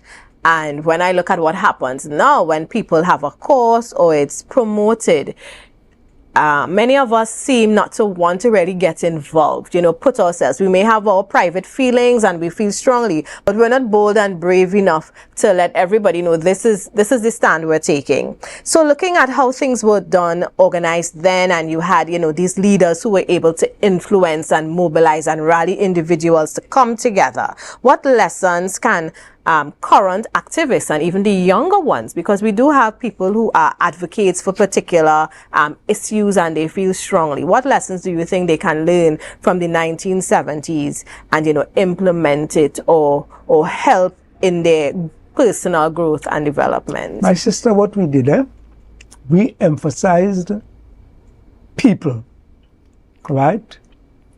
NJAC actually established people's parliaments. Because we talk so much about democracy.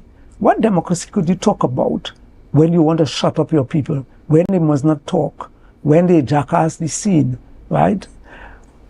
we emphasize people, and we wanted to hear what the people have to say. But we enlighten them as well. Right. You must enlighten, you must educate, you must guide. We introduced a concept of where each and every individual had equal rights, all right? So that they had an equal say.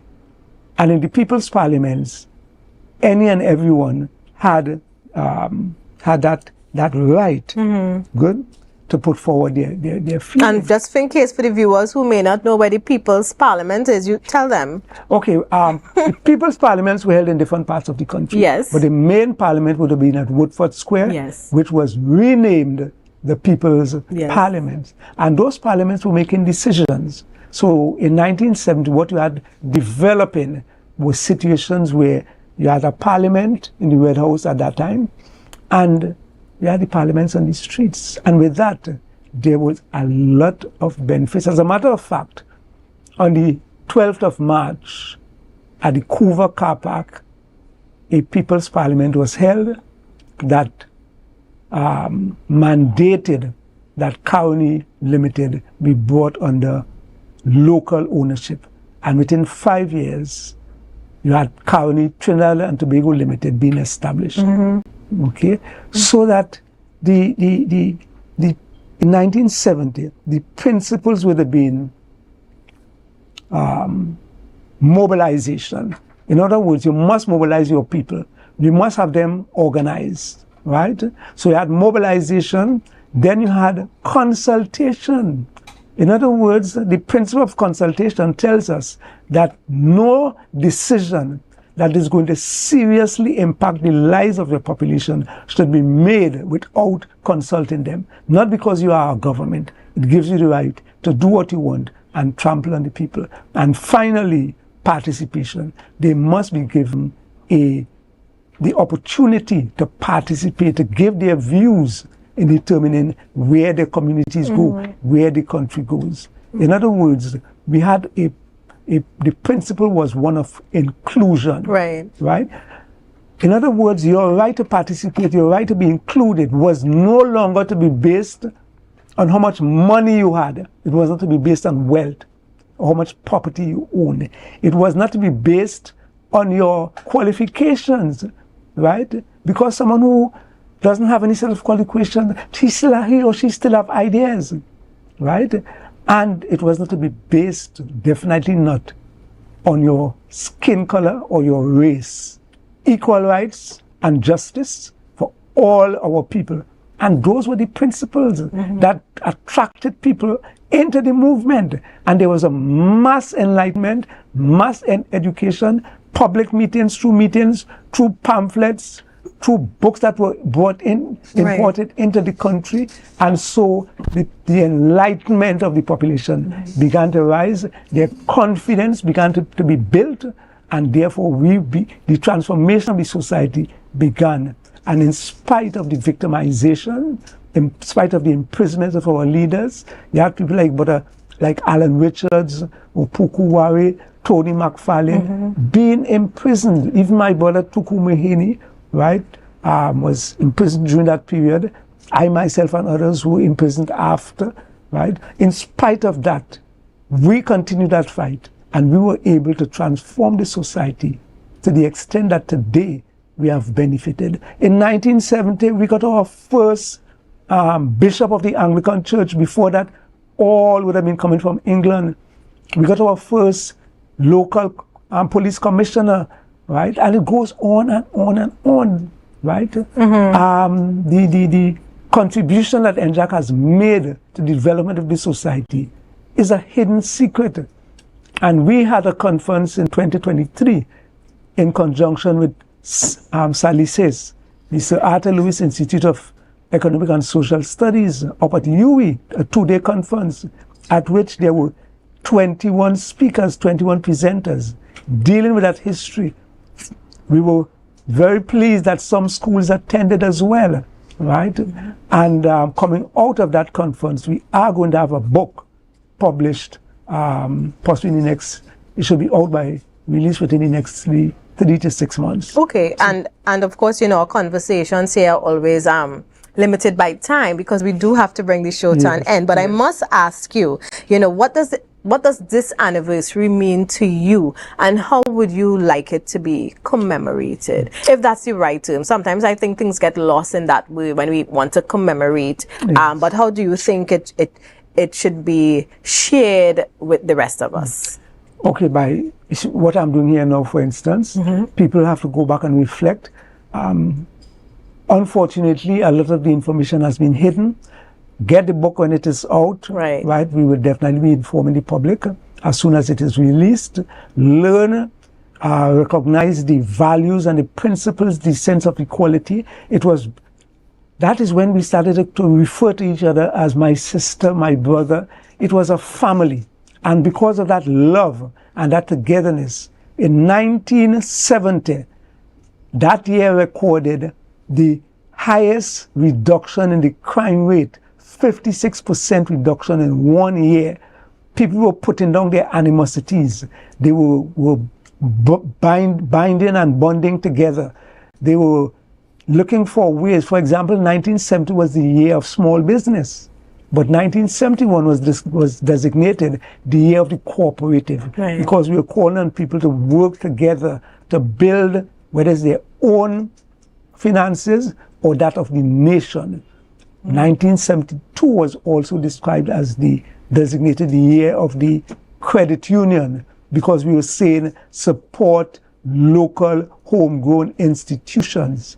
And I must say that, you know, it was a pleasure to see that in the decade of the 70s, 1970 to 1980, the capital base of the credit unions in Trinidad and Tobago rose by 1,000%. So people were responding to the call.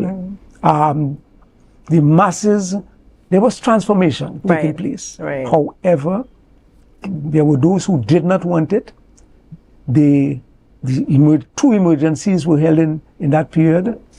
70, and then on the 19th of October 71, a second emergency was declared. And when you say emergency, just for clarity, the state of emergency. State of emergency, and where the NDAC leadership would have been imprisoned during those periods.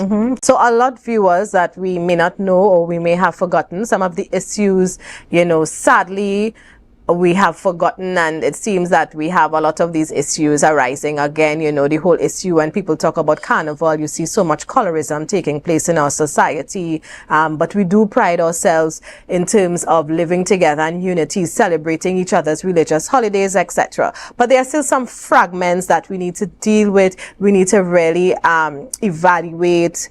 And I'm talking about your own self-retrospection. No policy maker, no government can dictate how you are to treat your fellow human beings, but you have to find it within yourself and understand that we are all human and we are all equal. And I can't make you treat someone else better. What I would like to close with, most importantly, we need to begin to restore community.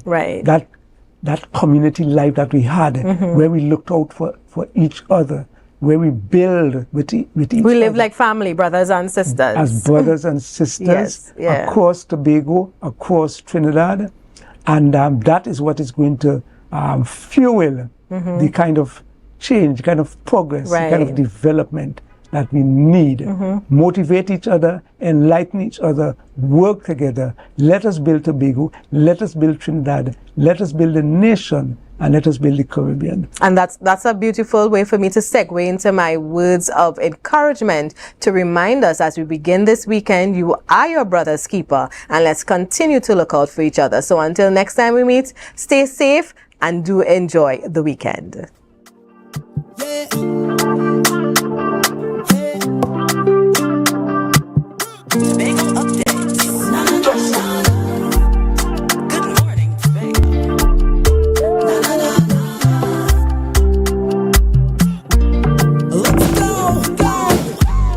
It's a brand new morning, rise up to a brand new dawning as the passion start to rise.